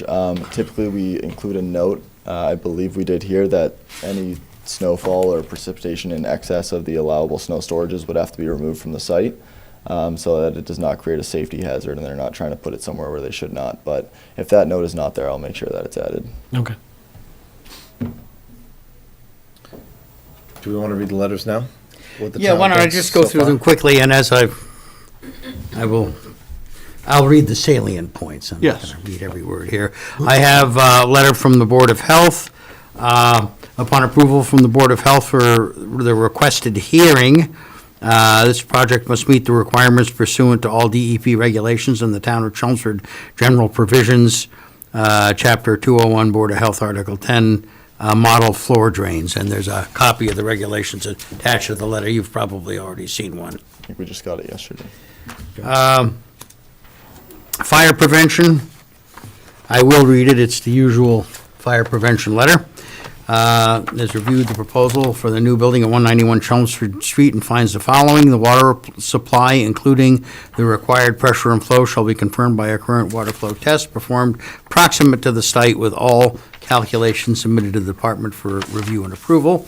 The developer shall add a hydrant within 60 feet of any proposed fire department sprinkler connection. The Chelmsford Fire Department requires a hydrant within 60 feet of any fire department connection and a hydrant within 500 feet or all points of the exterior of the building for manual firefighting operations. Hydrants and fire protection equipment shall be free from landscaping or vehicle obstruction with clearance of 72 inches to any hydrant outlet and 48 inches to the rear of the hydrant per Chelmsford Fire Department site plan review guidelines. Currently, we do not expect this building to require a system of automatic sprinklers. The proposed hydrant placement is acceptable.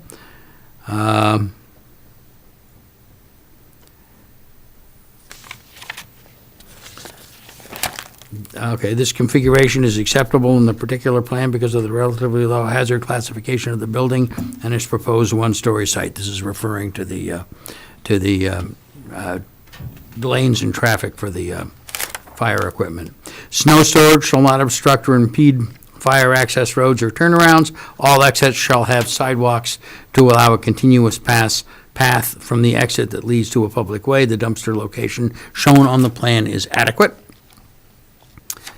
Fire protection features and systems shall comply with the building code. A monitored fire alarm system conforming to NFPA 72 shall be required. All systems shall be monitored by a UL-approved central station monitoring service, and all components and fire protection systems must comply with Mass State Building Code and Chelmsford Fire Department regs. Of course, the applicant must apply to the Town of Chelmsford E911 Committee for address and unit numbering through its coordinator, our town clerk. And the office would approve of this plan with these conditions, and I ask the board to make this letter part of the approval process. That's Daniel Kasufas from the Fire Department. From the Building Commissioner, please provide a certified plot plan with all setbacks disclosed in the plan for the purpose of the building location. A land surveyor shall provide this calculation. I look forward to hearing from you. Respectfully, Jose Negron, our building commissioner. From Chelmsford Center Water District. The Water District has concerns with the proposed construction of a car wash at this site. A representative for the project should contact Chelmsford Water District. Once the contractor has met with us, reviewed our requirements, we will forward a signed approval letter to you. Have you talked to them yet? We have, and I have the approval letter for me to sign in my email right now, so that'll come back to the board. Very good, so that'll get filed with us. The following requirements: anticipated water usage, domestic water service to be tapped off the fire line, all materials used to be approved by Chelmsford Water District rules and regs. Please see online. Just curious, who are you talking with at Central Water? Central Water? Brendan Is it Canada, I believe. Brandon?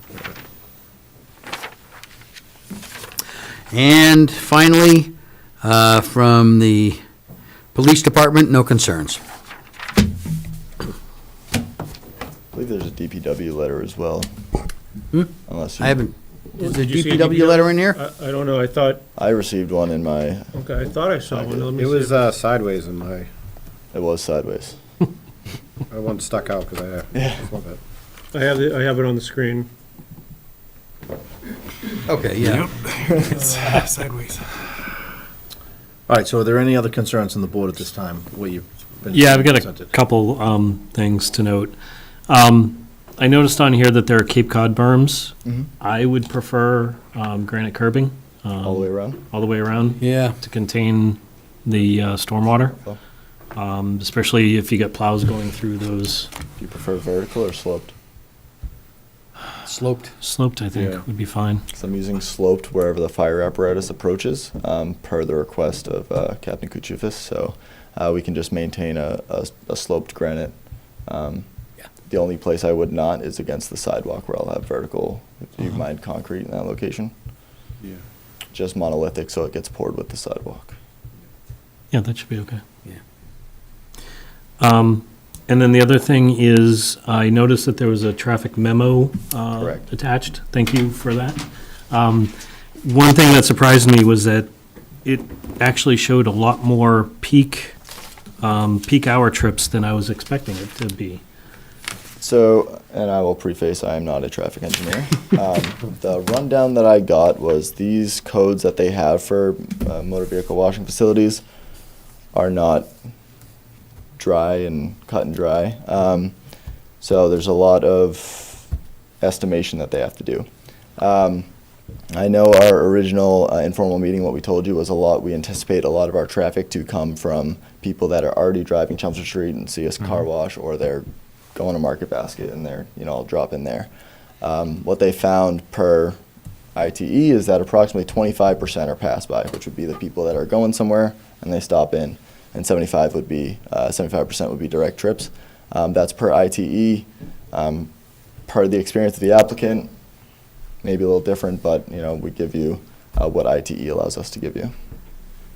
So what I would like to see is a traffic study on this then, at that intersection. Pretty intersection. limited, actually.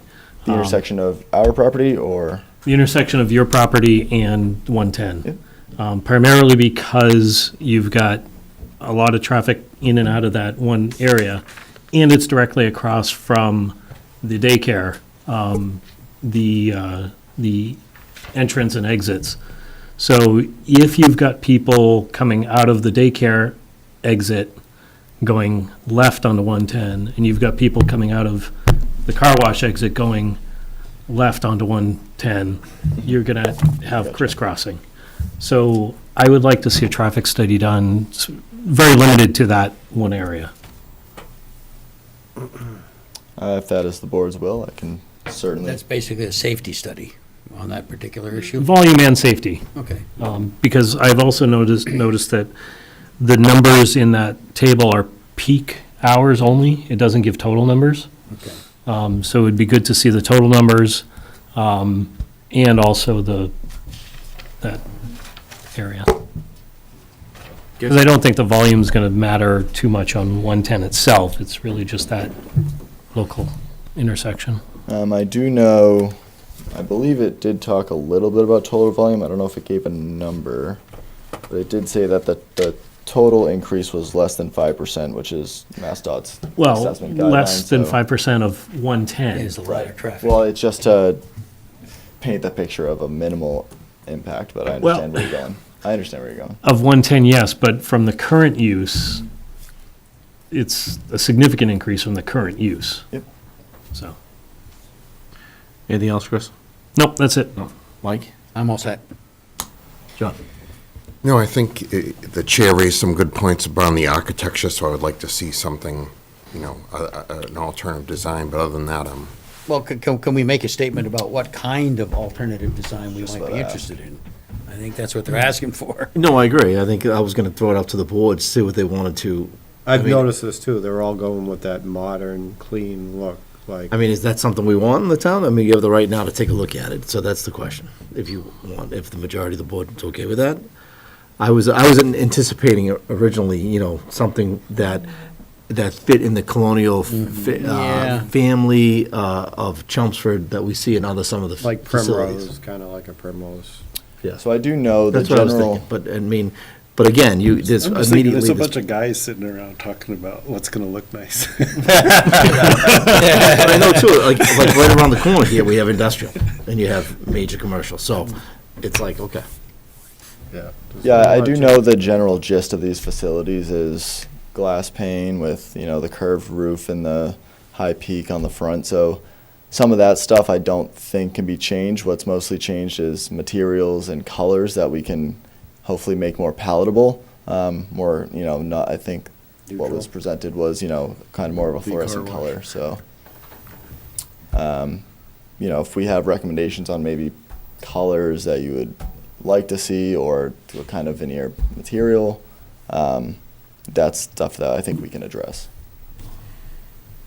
Well, I think the architect needs to know where it's going in. Mhm. And I think right now by this, the architect doesn't know where this is going. And this is coming out of some kind of wherever they have in, down in an urban setting. And it's still, even though this is, this is not an urban setting. Mhm. So I think that's my concern. I think the architect here, Hoover Architecture, where are they out of? But I'm not sure they're taking in the environment, the neighbors. Mhm. So if you just mention that to them Will do. and see what they come in with, a sketch, see if they take a look at it. Will do. Anything else, John? no, I'm good. Paul? I'm good. You're doing stormwater later. I am going to address stormwater and special permit criteria and APD stuff when, as long as you'll allow me to. You want to do that tonight, too? I would love to. Okay, before we open up the public hearing? Sure. Okay. Go ahead. So, I guess we'll start with stormwater. So, the site is a new development, obviously with an increase in impervious. The approximate increase in impervious is 18,398 square feet. That results from an existing 5,213 to a proposed 23,611 square feet of impervious. Being that it is a new development, we must follow all Massachusetts stormwater standards as well as Chelmsford stormwater regulations. This project, as proposed, meets stormwater regulations for flow volume, total treatment, TSS, phosphorus, utilizing a subsurface infiltration system that you can see just in front of the building in the middle of the parking lot. The idea that we have is obviously it's curbing all the way around to contain the stormwater, all directed at catch basins, which will then pipe to a hydrodynamic separator, which is a pre-treatment for the infiltration. From that hydrodynamic separator, it then pipes directly to the infiltration system, where the inlet rows on the infiltration system have an additional pre-treatment device called an isolator row, at which time it'll enter the infiltration system, infiltrate, and in higher storms, overflow and run off. There's a pipe out to a flared end section that enters the woods prior to the wetland. Generally, the grading of the site, as if you've been out there, the existing condition is pretty sloped. So generally, we need some fill to come in to be able to mitigate that slope and allow a building of this size to sit on a flat piece of land. So in doing so and creating stormwater, we're a net fill site. I think it was about 3,500 cubic yards. It was in the packet that I submitted. And so all stormwater from this site, we do not propose to let any runoff untreated, except for a small portion at the very front to Chelmsford Street where MassDOT makes us create a gutter line, so we have to go up a little bit. You know, I think it's 5 feet from the right-of-way line that we have to go up, and that's going to go out to Chelmsford Street. Beyond that, so all stormwater standards, I know DPW in their letter requested a pre-treatment for the roof if it's going to be a metal roof. So I will add that in the next revision to have a pre-treatment for that roof leader before it enters the infiltration system. Phosphorus requirements, I know Chelmsford is heavy on phosphorus. We have to meet 60% phosphorus because we're a new development. That is all contained by the volume within the infiltration system. Infiltrating that required volume allows the site to meet 60% phosphorus. The general utilities on the site, we intend to use National Grid for gas and electric. Those connections currently are shown towards the southern property line, where there's an existing utility pole, the gas main out in Chelmsford Street. National Grid, when they come around, it could change that, but the current plan is to have a transformer pad down near that southern property line, screened in, but that's where we'll go from. We'll have underground from the utility pole, get the transformer, and then go to the building. I just want to back up just a little bit. So the water that the stormwater's treating is water that's from the roof, from the paved areas? Correct. And then anything else is flowing over or whatever, but not treating any of the The wash water? The car Yeah, wash. the wash water. So all of the effluent is proposed to tie into the sewer, the sanitary sewer. Getting to that was actually my next point. Okay. The building itself is proposing a recirculation system, so it'll allow it to retain 80% of effluent for reuse within the building. Beyond that effluent system, it is going, since it's a floor drain, it must hit a separator, and then it will enter sanitary sewer through a grinder pump and up to the main within Chelmsford Street. Water, Center Water is prepared to provide water for this site. Like I mentioned, I have talked to them today, actually Max talked to them today, addressed their concerns, and they will address in the next revision. I just wanted to state the anticipated flow for both water coming in and then sanitary going out is 1,000 gallons per day, which we will work with. I believe the existing flow, we're not allowed to use Title V flows for existing. We have to use actual metered flows over the past 10 years. That duplex dwelling is using 92 gallons per day. So our net increase is 908. So per DPW, we'll have to address the I&I fee and any other parts of that sewer moratorium to be able to obtain that sewer flow that we can use. I spoke briefly about landscaping, lighting. We also engaged with a local lighting contractor. Everything is dark sky compliant, less than 4,000 K per Chelmsford bylaws, and minimum, I believe it's 0.2 foot candle, I believe, and then zeros at the property line. That, I believe, takes care of drainage and utilities. Unless you have questions on that, I can move into the special permit criteria. I got one question as a follow-up to your stormwater question. Sure. Every time I do go to a car wash, I always see some of the soap and the spray outside from spray. Mm-hmm. Is there any way that that can be minimized or pre-treated before it goes into the stormwater? I can engage with the applicant to see if they have done these practices anywhere else. You know, I think generally the idea is they want the car dry before it gets out. I know that's not always the real practice. But if we move that into the outside and then try and mitigate what's going to fall into those catch basins, we can look at any kind of pre-treatment that we can put into the catch basins. There might be some filter inserts for just the one maybe right on that exit. I can look into it though and see what we can do. How does this get affected by the sewer moratorium? I mean, how does 900 additional gallons? They They pay for it. As Casey mentioned, they'll start with the flows of the two-family, which is Right. 92. 92 Yeah, gallons per day. and then the difference they Then pay for? then they add 500. Which We're will bring allowed you- a 500 increase. Yep, which will bring you to 6. So the remaining 400, they'll have to pay a fee to buy capacity. Is it just because it's water? Is that the issue? I mean, and we have developments that have to put septic systems in, so how does, they don't pay? There's a commercial versus a residential difference. The commercial is allowed to use from the pool that's within the town.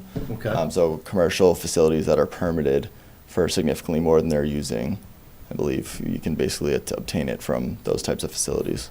Okay. If they didn't want That to pay it, explains they could voluntarily go the septic route if they wanted to, if they thought they could get that approved. Right, okay. I was just wondering how that increase was. It's been pretty effective so far Okay. with the project that the board has approved. Yeah, no. May not last forever, but right now seems to be It's like a castle. solving the problem. Okay. Any other questions right now on that subject? At this point, no. Go ahead. Right, We're so- gonna do, I guess we'll handle the question of peer review later for stormwater. Has DPW done? It looks like DPW did a review. Okay. I haven't looked at it. So. They did review it. They did. issued there was a comment letter, had a few minor comments that included that pre-treatment on the roof runoff one. So I do have a response to send to the, well, I don't have it yet. I'm going to have a response What to send to them, will so. remain to be seen is whether the commission They made one look wants like to a peer castle. review it for Correct. stormwater. Yeah. So because there's the wetland, we do have to appear before the Conservation Commission, so Yeah. that stormwater would be. Do you know when you're going to them? My current anticipated submission would be once we finish revisions from this first round. So I'm trying to submit for January 8th to be on there January 23rd, I believe, Okay. Do you have any indication from David? Is he aware at all? of peer review or of, I have not talked to him about whether. I'll talk to they're David anticipating peer tomorrow. I mean, I don't get the sense that the stormwater is overly complicated or sensitive. I'm not hearing anything tonight. Yeah, what's the seasonal high groundwater under the infiltration? You know I was gonna ask you. I actually believe, we picked this one up, so we set it originally at 2 feet from it. Right, And then we picked it up an additional, I think, 1.5 feet, so I think we're maybe 3.5 feet okay, from there. good. So do you intend to look at that a bit closer? Yeah, I'll look at, I'll be looking at it. What I'm trying to get at is, if the commission's gonna peer review it, then obviously the planning board's gonna piggyback on that. I just don't have a good sense as to the sensitivity or to what extent the commission is inclined to peer review it. Yeah, I don't know. I mean, for our purposes, if I have any additional questions, I'll just ask them. I just haven't had a chance to look at it. Sure. Okay. Happy to answer them. All right, so we can move on to special permit. So as I discussed earlier, this use is allowed within the roadside commercial district via a special permit from the planning board.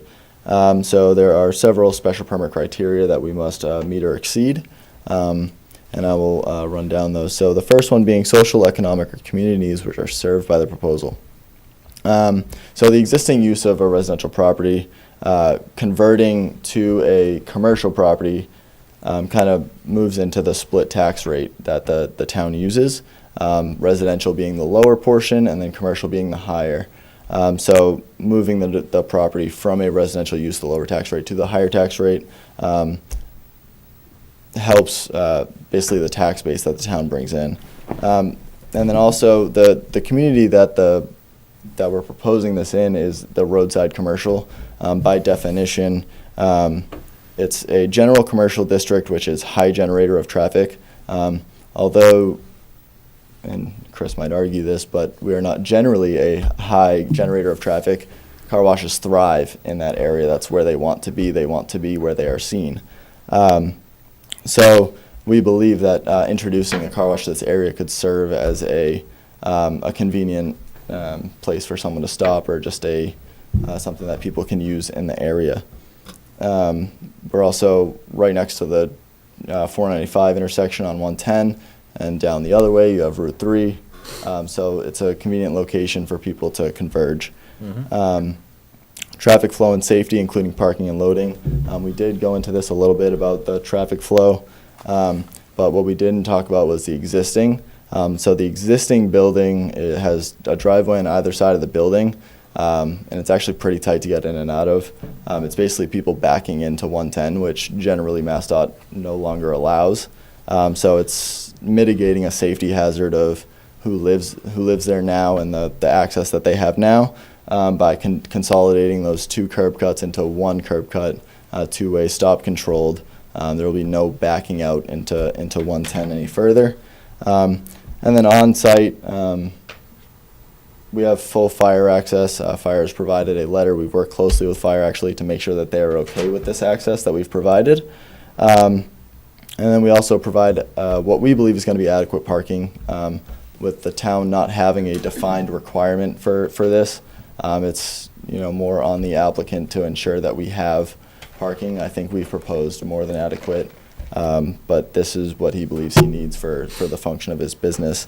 But there should not be any issue with queue lengths or people trying to find parking within the parking lot.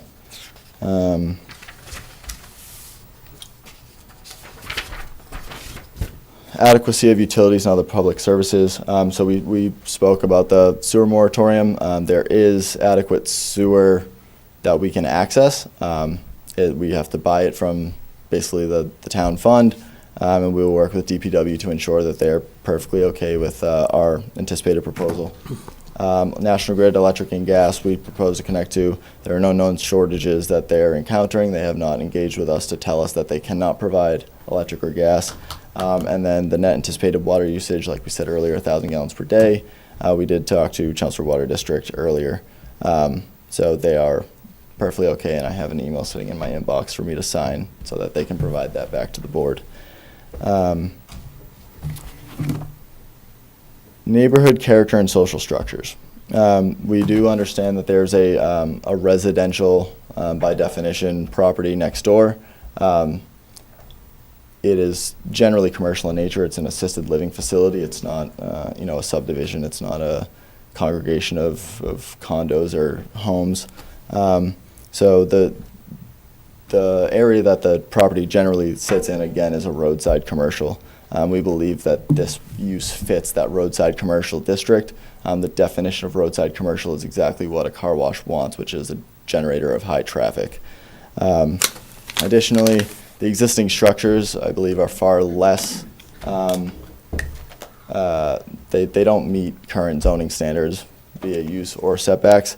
So introducing a building that could meet code zoning uses as well as all setbacks, and including the additional setback because of that residential property, we believe would be an improvement on the neighborhood and social structure. We will work on the architecture because I know architecture is going to be a part of that neighborhood character. So we'll come back with an architectural proposal. Impacts on the natural environment. The project contains wetland to the rear of the site. We will fully permit through an NOI with the Conservation Commission to ensure any impacts that wetland are mitigated or acceptable to the Conservation Commission. Direct impacts to the wetland, we are not proposing to go near the 25-foot no disturb. We are within the 50-foot no structure, but we're not with a structure. So we get that close, but we're not asking for any waivers from any wetland setbacks. We are within the APD, but we do fully treat all the stormwater to mass stormwater standards and Chelmsford regulations, Chelmsford stormwater regulations. And I will also address APD standards as well. Again, we talked about this a little bit, Joel, but we don't propose any of the effluent of the building to interact at all with the aquifer. The effluent of the building will be solely maintained via the sanitary sewer and out. We don't propose a Title V system, nor would we want to. So the only interaction with the natural environment or the aquifer would be fully treated stormwater. And then potential fiscal impacts, including impact on town services, tax base, and employment. We spoke a little bit about the split tax rate, so it could increase the tax base for the town. For town services, fire prevention issued in their letter that this is not considered a kind of something that they would have to worry about. It's not a dangerous use. It's not highly flammable. They don't run into a lot of issues. I don't know if the police issued a letter, but I don't believe they would run into any issues with the police either. The project is going to approximately employ 7. So although it's not a huge number, it would add to local jobs in the area. So Where would they park? So there's 2 to 3 on any shift. So the applicant has elected to basically overpark the vacuums and allow them to park whatever would be open at the time they come in. So they'll just be mixed in with the visitors. And I believe that satisfies, or finishes my presentation on the special permit criteria for the use. Okay.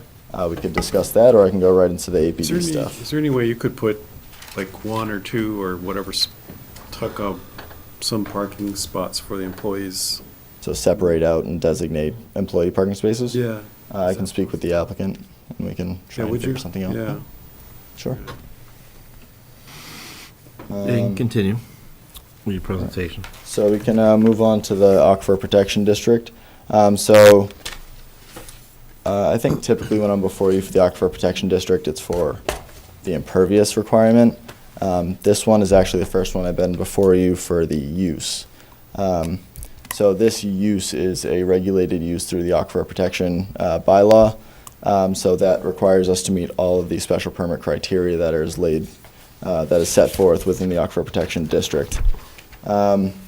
Is it part of your supplemental report? Should be. Okay. If it's not, then I will add it in for the next revision.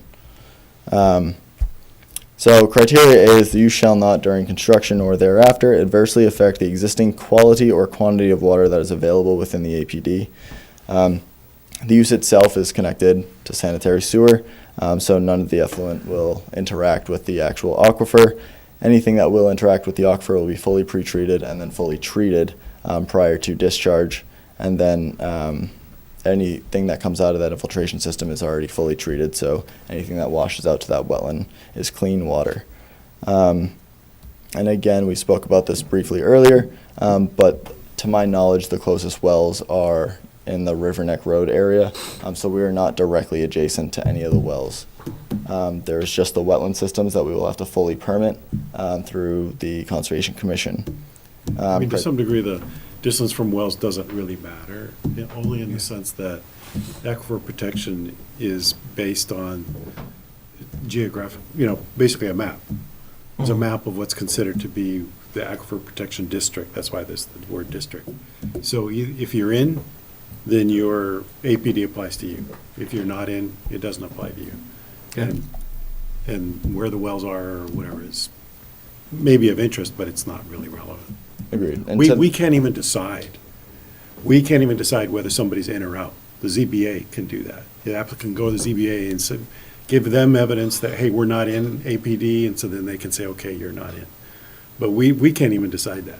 So if they're in, they're in. They're in. So, to that point, we're also within the groundwater protection zone for the Board of Health. Yeah. So we'll have to address the Board of Health, which I think will also speak towards our aquifer protection special permit, that specifically that criteria A, if we can satisfy Is the it the Board of Health. same map, by the way? Do you know?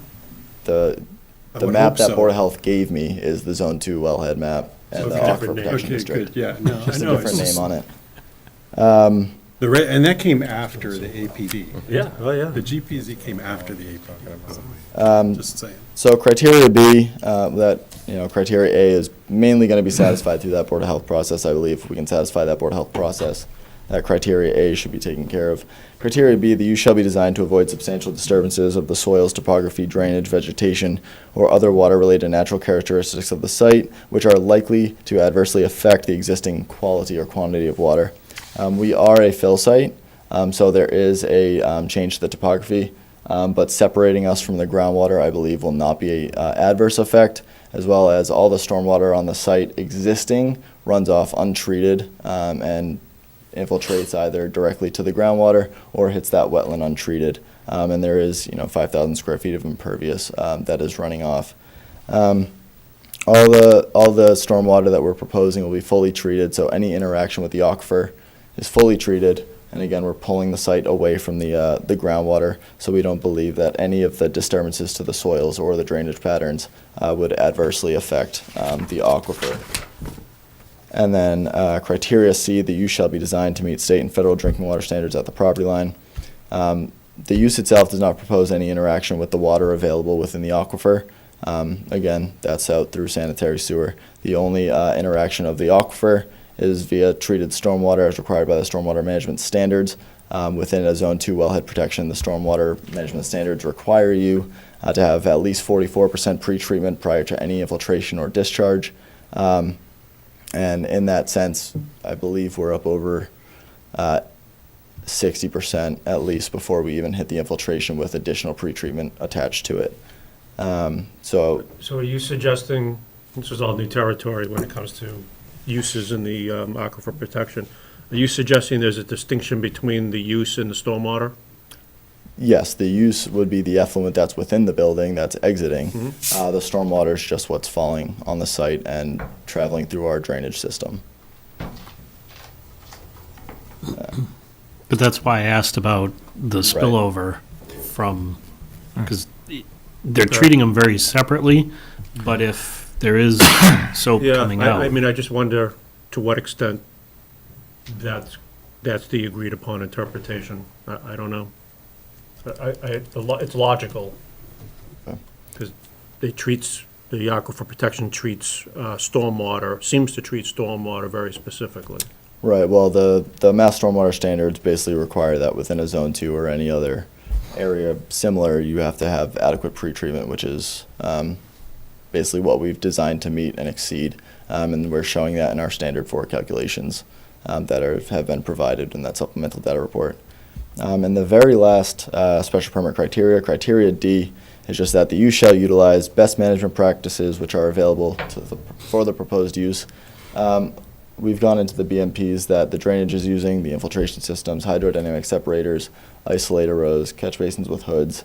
But the use itself is also using the recirculation tanks to try and minimize its impact on the environment for water consumption and then also the sanitary discharge. So the use itself is also trying to use as many practices as it can to be environmentally sensitive. As that goes, that closes out my special permit criteria presentations, and I'm open for additional discussion, or we could open it for public input and see if we can get some. Evan, I didn't see any of that in the supplemental report. The aquifer protection stuff? Yeah. If I didn't include it, I will send it to you in a separate, or I'll put it in the revision. I apologize for that. I had 3 quick Go ahead. items. Back on the architecture, it may be as simple as eliminating the fan component of the architecture. The fan component. That glass sweeping Oh, okay. fin or fan type thing. I think that's probably what is the most modern, and then if you eliminate that, then you're just talking a box, so to speak. So that's just for a suggestion. I'm on their website right now. Okay. I mean, I just throw it out there. I just threw it out there. It was the first thing I saw. It's a nice looking building. If that's where we want to go, Yeah. that's what it's fine. But I just wanted to throw it out there what the rest of the board thought.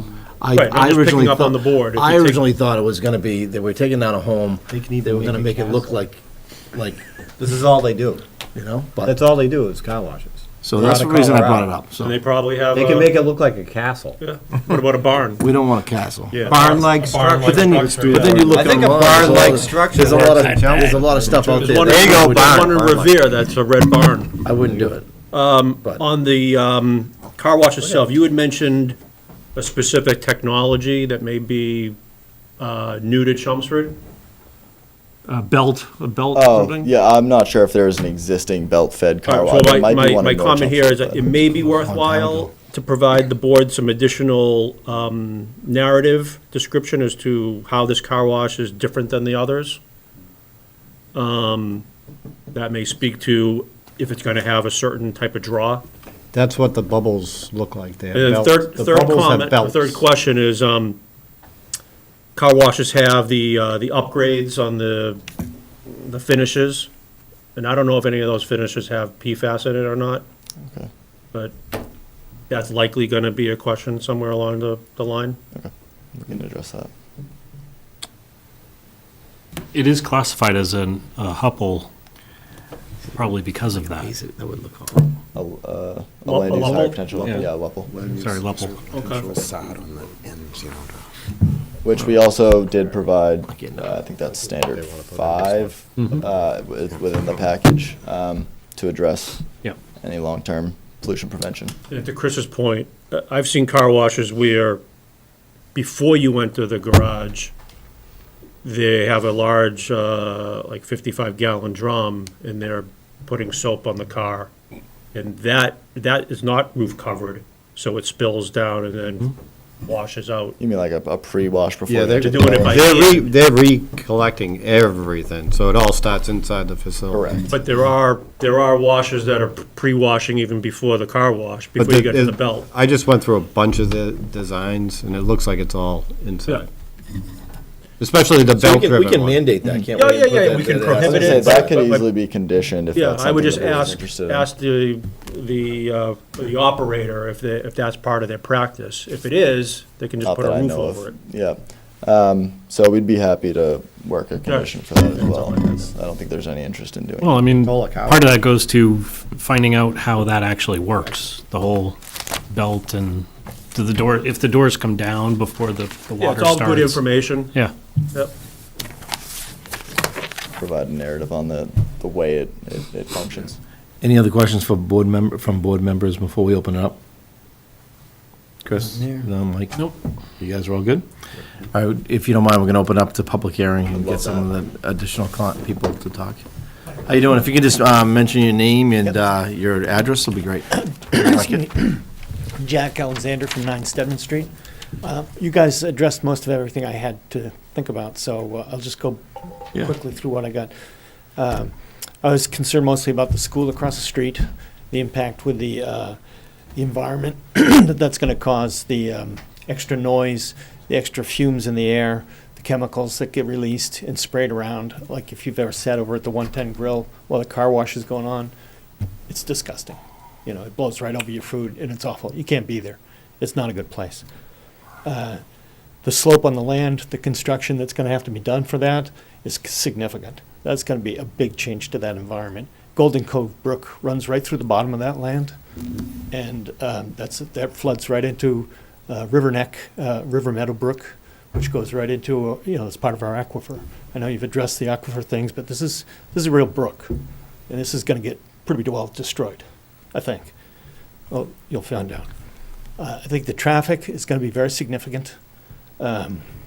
It's already extremely busy through there, especially this time of year. You can't go up the street after noon. It'll be excessive. I know the way you've got it blocked out, you won't have it backed out. People won't be lined up like they are at some car washes waiting to get in, but they will be still backed up going in there. And part of that traffic and part of the movement in and out is going to be a problem with ice in the winter, because the car washes, cars are wet. That's going to be an icy section. That's a dangerous blind hill, and it's a very bad piece of road. You don't cross the street there. You don't walk around there. It's very dangerous. The noise, this is going to be significant. There's going to be constant pumps, vacuums, incidental noise from, excuse me, from patrons. It's a lot of extra noise that's going to be in this area. The people that live next door, you say, is going to be it's commercial, but these people live there. These are old people that are retiring there, and their quality of life is going to go downhill with this thing being here, I think. It doesn't sound, it's noisy, it's loud, it's messy. I think you've already addressed all the water systems, and actually really well, to be honest. The only thing I think you did address them all the ones I had noted. So anyway, I like to think that you can address those things, the chemicals, the noise, the traffic, the environmental damage to the slope, and the kids across the street too. I think this is going to be a significant impact. It would be nice if it was a nicer building. It is a historic building. It's not a great one, but it is historic. And I think that's pretty much it. One question was about the bay doors being closed.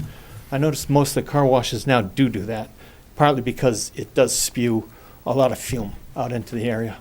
And I think if the door bays are closed, that might just mitigate some of that, make it a little easier. But I think there's a lot of issues you guys need to address before this should pass. It's not going to be a safe place it's the Westlands. It's a small neighborhood. Mm-hmm. It's not a good match. Thank you. Thanks. Thank you. Anyone else from the public? Just your name and address, sorry. Hi, Turning Dash Sinai Circle. I just had a couple questions. He said the stormwater is going to be diverted back into the wetlands. Mm-hmm. Yeah. that's Won't correct. that cause the wetlands to get more larger and then maybe go off into some of the houses that are back there? Well, basically, they're not allowed to allow more water to, the peak discharge can't exceed what it currently is. Okay, That's the stormwater thing. So Okay. they're basically, by the stormwater regs, not allowed to allow any more at peak discharge than what currently exists. okay, that was my only question, because I was worried about, because I know there's houses down and around there, and if that got larger, it would flood their yards and their houses. Okay, thank you. Thank you. Anyone else from the public wish to speak? Anyone online? Someone's joining right now, but it's not clear to me. Okay. All right, so this is going to be continued. The 10th? The 10th looks busy right now. I mean, I I'm think they were thinking that. waiting for, weren't you waiting for a report to come in January? You were going in front of another board, you were applying Right, to. we're going to apply to go in front of the Conservation Commission with the revisions that we're going to take from this meeting. Yeah, so, And that, we would be applying for that on the 8th. right, so, and when's their meeting that you're going to go for? I believe, if I'm not mistaken, it was the 22nd or the 23rd, wherever that 23rd, lands. must be, because ours is the 24th. So why don't we continue, Evan, to the 24th, so they can have the Conservation Commission meeting, and then he can come back from that the next day. It's fine with me. Is that good? It's fine with me. All right, a motion to continue So moved? to the 24th, Second. second by John. All in favor? Aye. Thank you Have a very good night. much for your time. Good holiday. All right, that one's underway. All right, any liaison updates? Anything? Chris? Trying to think, there are no major updates I can think of from last night. Okay. And the the meeting I'm having before. trouble remembering. Yeah, I know, me too.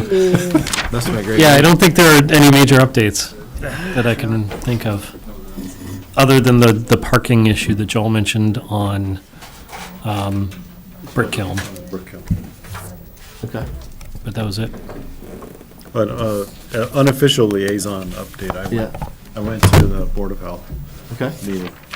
And so there'll be, and this is actually a great The next segue to item. item number 2. 21st. But they were identifying, that they were going to have a working session. And so Can anybody make it?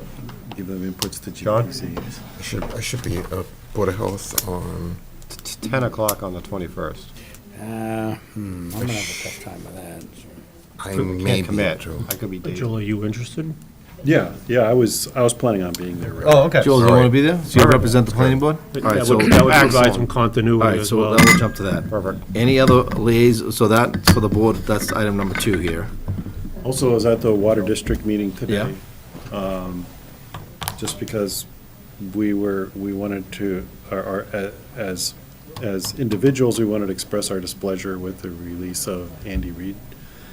And then also got a chance to say that, there were things that we were doing to promote cooperation between us, the Conservation Commission, Planning Board, and the water districts, and Andy was a key part of that for Center. Right. And so now, we felt like there were important things. And the other thing too was that Center had, there was the SOP, the Standard Operating Procedure that Andy had come up with. And that was sort of like the center point of the GPZ, that the Board of Health was using and used for Hildreth. And that the Water District had their consultant, AECom, look at it, comment on it. The applicant for Hildreth incorporated those comments, and so that was like a working thing that worked well. And, but then the Water District said, well, we're only approving the first 2 items, which were general items, but the meat, the technical content, they did not approve. And so we were asking them about that, and they clarified that they had not reviewed it yet, and so they have put that on their January meeting, late January meeting, to review. Of course, one might ask, well, if their consultant already was using it as a means of measuring the consultant's thing, wouldn't that imply that actually technically it is good? But that is what the Water District is doing, and so we'll hopefully, hear them, decide whether the rest of the SOP they'll approve.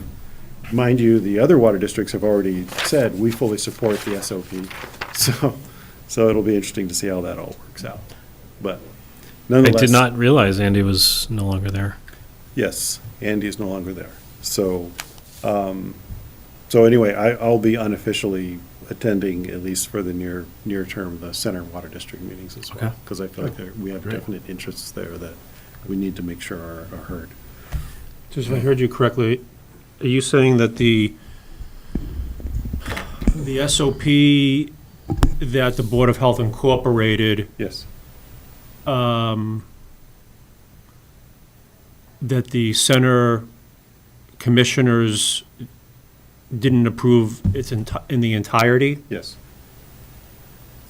So that, somewhere along the line, that was There just was a disconnect. disconnect? Yeah. Okay. There was a disconnect. And now they're in the process of, Now they're in the process Of reviewing to of vote actually to- reviewing it. Yes. and when is that? Although taking- I wouldn't think they individually be reviewing that. I would think Right, right. their experts would be Sure. reviewing it, and their experts have already used it. Right. So, And when is that taking place, do you know? I think they said they were gonna do that at their next meeting, which is late January, Okay. January something or other. I have the date, so I was planning on Okay. doing that. Anything else, Joel? No. Any updates? Paul? John? None from me, too. Nothing here. Good? Everyone's good. All right. Moving over on to the MBTA zoning, next steps. So, it's been submitted. Yep. We uploaded the submission, obviously it doesn't include any of the attachments. So that's on track, and I think as we discussed the night where we were finishing the zoning, the board may want to begin to take some time to do several things.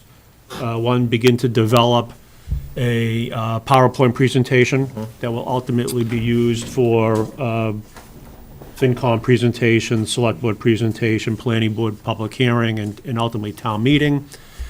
I think we also talked about between now and prior to pre-town meeting engagement, having a PowerPoint, and then maybe inviting all town meeting reps or doing some additional community outreach.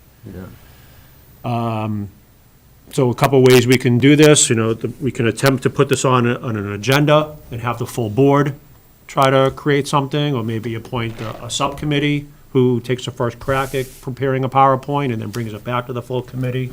Is that with NEMCOG? Are they going to be, is Kelly and Mike, would they be involved in helping us So put that that's something that the together? board needs to determine. What NIMCOG has said is that their contract contemplates them leading, meaning actually doing the PowerPoint and leading the presentation. Right. But I think I've heard board members suggest or indicate that it may be better served if the planning board is leading and NIMCOG is there as a technical assistance, Yeah. if necessary. I think the key, I'll say this public, I think Kelly needs to be there.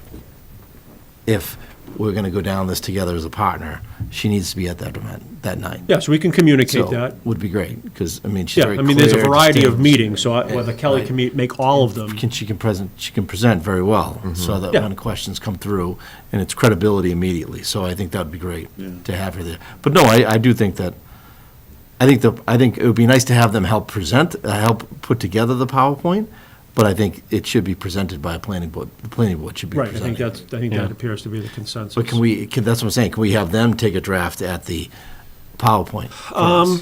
Do Or they have you- any templates that they've Not been yet, using? we haven't reached that point yet with any communities that they Okay. serve.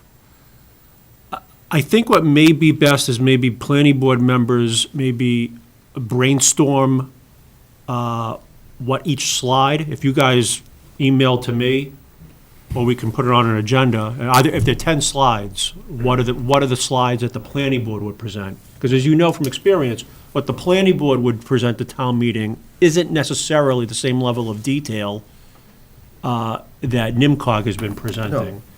I think many of the themes that the planning board has discussed as to how, the strategies and decision points that the planning board has made during the process is much more relevant to town meeting than necessarily the model and the capacity and all this and that.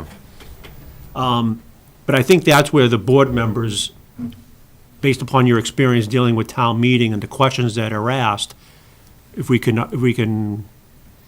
identify, what are the top 10, top 15 points that we need to make the town meeting, they're likely going to be a lot different than what NIMCOG would. And NIMCOG has no experience going through a Chelmsford town meeting. It'd be nice to, so can we got to put a timeline together working backwards. Yep. Now, at this point. And pull it this way to what we need done in January. Like, when is the first presentation? Yep. So the what- required presentations, the warrant is signed by the select board So on when's February 26th. when's town meeting? Town meeting is April, 29th, is that? the third week in April. I'm out of town that week. Monday, the 22nd, I believe. Okay. And when Or are, the 15th. when are materials due for the town meeting? So when's the article? Select board signs the warrant on February 26th. Okay, so 2/26 So- is the warrant. So during the month of March is where FinCom presentation, select board presentation, pre-town meeting take place. And we have to have 2 public hearings, right? You usually continue it for two sessions, but it's Right. one public hearing. One hearing, Your but public 2 hearing can take sessions. place prior to February 22nd, Right. and any voluntary public outreach that you want to do can take place prior to So we February. got FinCom, and then, do we want to present to the select board prior to the article being signed? Yes. How can they sign an article? You without- can, They've been following it. you can, I'm not sure if there's a lot of value to that. Remember, there's an election between the date they sign the warrant in February, so they usually, I'm meeting at 2 sessions. they usually here. don't do their review until after the April And election. then we talked about doing a meeting with, having town meeting members. Yeah, come. that I think you could do prior to February 26th. Do we just put January, it on, we February. put it on our agenda and post it and invite these people? Yeah. Yeah, but we have to have What night? presentation done before that. So what night are we looking at? I don't think we're there We're not yet. there yet. So right now, the only date we have is If you- 2/26 is the article, Maybe, so maybe we put that on the agenda for the next meeting, schedule. Sometime in January? we should put a schedule on January 10th. Yep. But I think we should have a working session Sure. on items to, the top 10 items we want to discuss on the 24th, and then we do a draft presentation at that point, PowerPoint. All right, that's a good plan. I concur. Sounds good. I can see where this is going. Chris is great on PowerPoints, I heard. I mean, I think putting the PowerPoint together is not going to be that No, difficult. no, no. Well, no, we have to make We've sure it's done a good clear, job. Right. concise, Right. and to the point, and it gets our message across. Right, yeah. So, and it's not, we answer a lot of the questions. And I don't think that's reinventing the wheel. I think the board's done a really good job articulating its strategy and decision-making. So the 10th, we'll do schedule. Yep. We'll review the overall schedule. And then the 24th, we will have a working session prior to the meeting. Start at what time? 6:30. Okay. And then that we'll go over the top 10 criteria, Which will set the stage for someone to create a PowerPoint. and then PowerPoint Okay. creation. That works. Okay? Excellent. So then, that just brings up a question regarding the early discussion that we had regarding, I'm trying to just lay this out here, right? So we're going to present, then there's a, So there's the gonna be email a I sent out to the citizen board, this petitioner is appearing clarifying before it. the select board this Monday. yeah, The chair of the select board sent the email to the planning board chair as an FYI and asked or suggested if there would be any planning board representation, either in person or via Zoom. I guess having planning board there to say exactly what you said tonight may have some value. It's the select board that will ultimately decide whether the petitioner's request is advanced or not. But the petitioner is not requesting any action from town meeting. They're requesting a ballot question so when is the select board meeting? Monday? this Monday. This Monday. It's 18th. So one has nothing to do with the planning board business, meaning as the planning board has said tonight, the planning board zoning article is going to spring town meeting. What the select board does or doesn't do isn't directly related to planning board business. That's I fine. don't think we need representation at that meeting. I mean, at we all. could, I mean, I'll bring it to Deirdre's I may attention. zoom in. if She wants. Yeah, Shooting my guess is that the select board will engage with council either prior to Monday or after Monday to answer some of these legal questions. I sit in a lot of meetings with MBTA zoning. I know Paul sits in NIMCOG meetings. My understanding is that it's a non-compliance, first and foremost, means you're not eligible for state grants. Right. But there's also the legal threat. The statute says shall.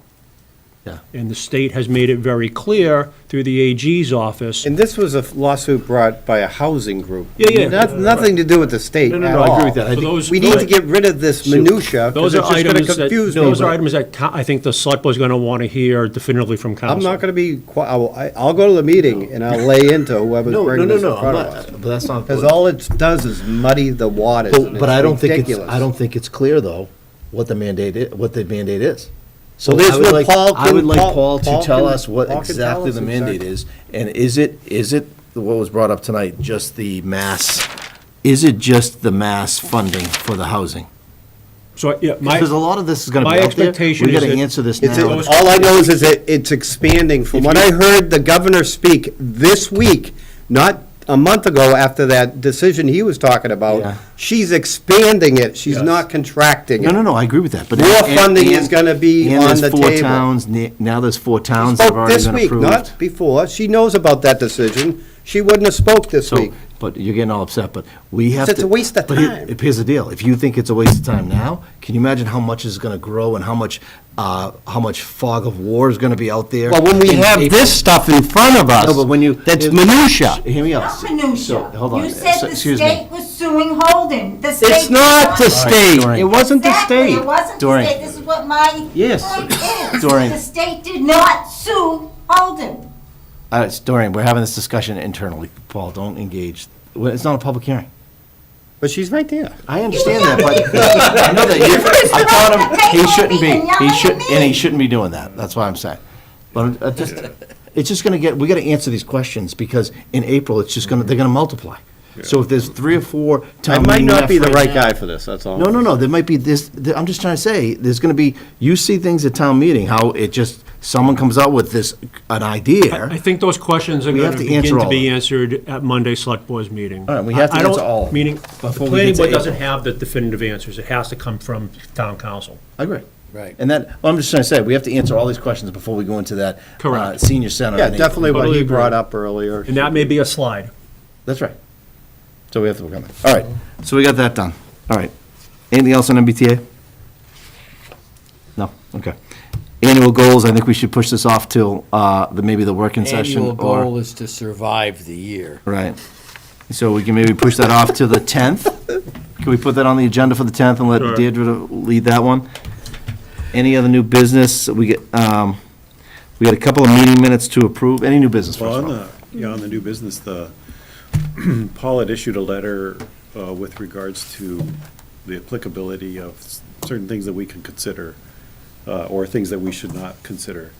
And I think that I would have some, response to that. And so when we previously addressed as an agenda item, I think in the administrative section with regards to the applicability of traffic, particularly traffic safety and that sort of thing, and could we, what sort of latitude do we have there? I think this is a similar kind of thing. And so what I was gonna propose is that I could write up sort of my response to what Paul wrote and submit that, and then if we can put that on the agenda for the 10th, Okay. then we could discuss it in the administrative review. Okay. Do that. Anything else for new business? Okay. Meeting minutes approval. Have you guys had a chance to review the September 13th? Yes. September 19th, and then September 21st? Yep. Yep. Yeah, just one. Any comments on any of them? Just one possible typo on September 19th on page 6. It says, it's just changing, it's just a typo on a word. It says, bear the grunt, and I think they mean bear the brunt. So you just want to change the G to a B. Minor, right? I don't know, I like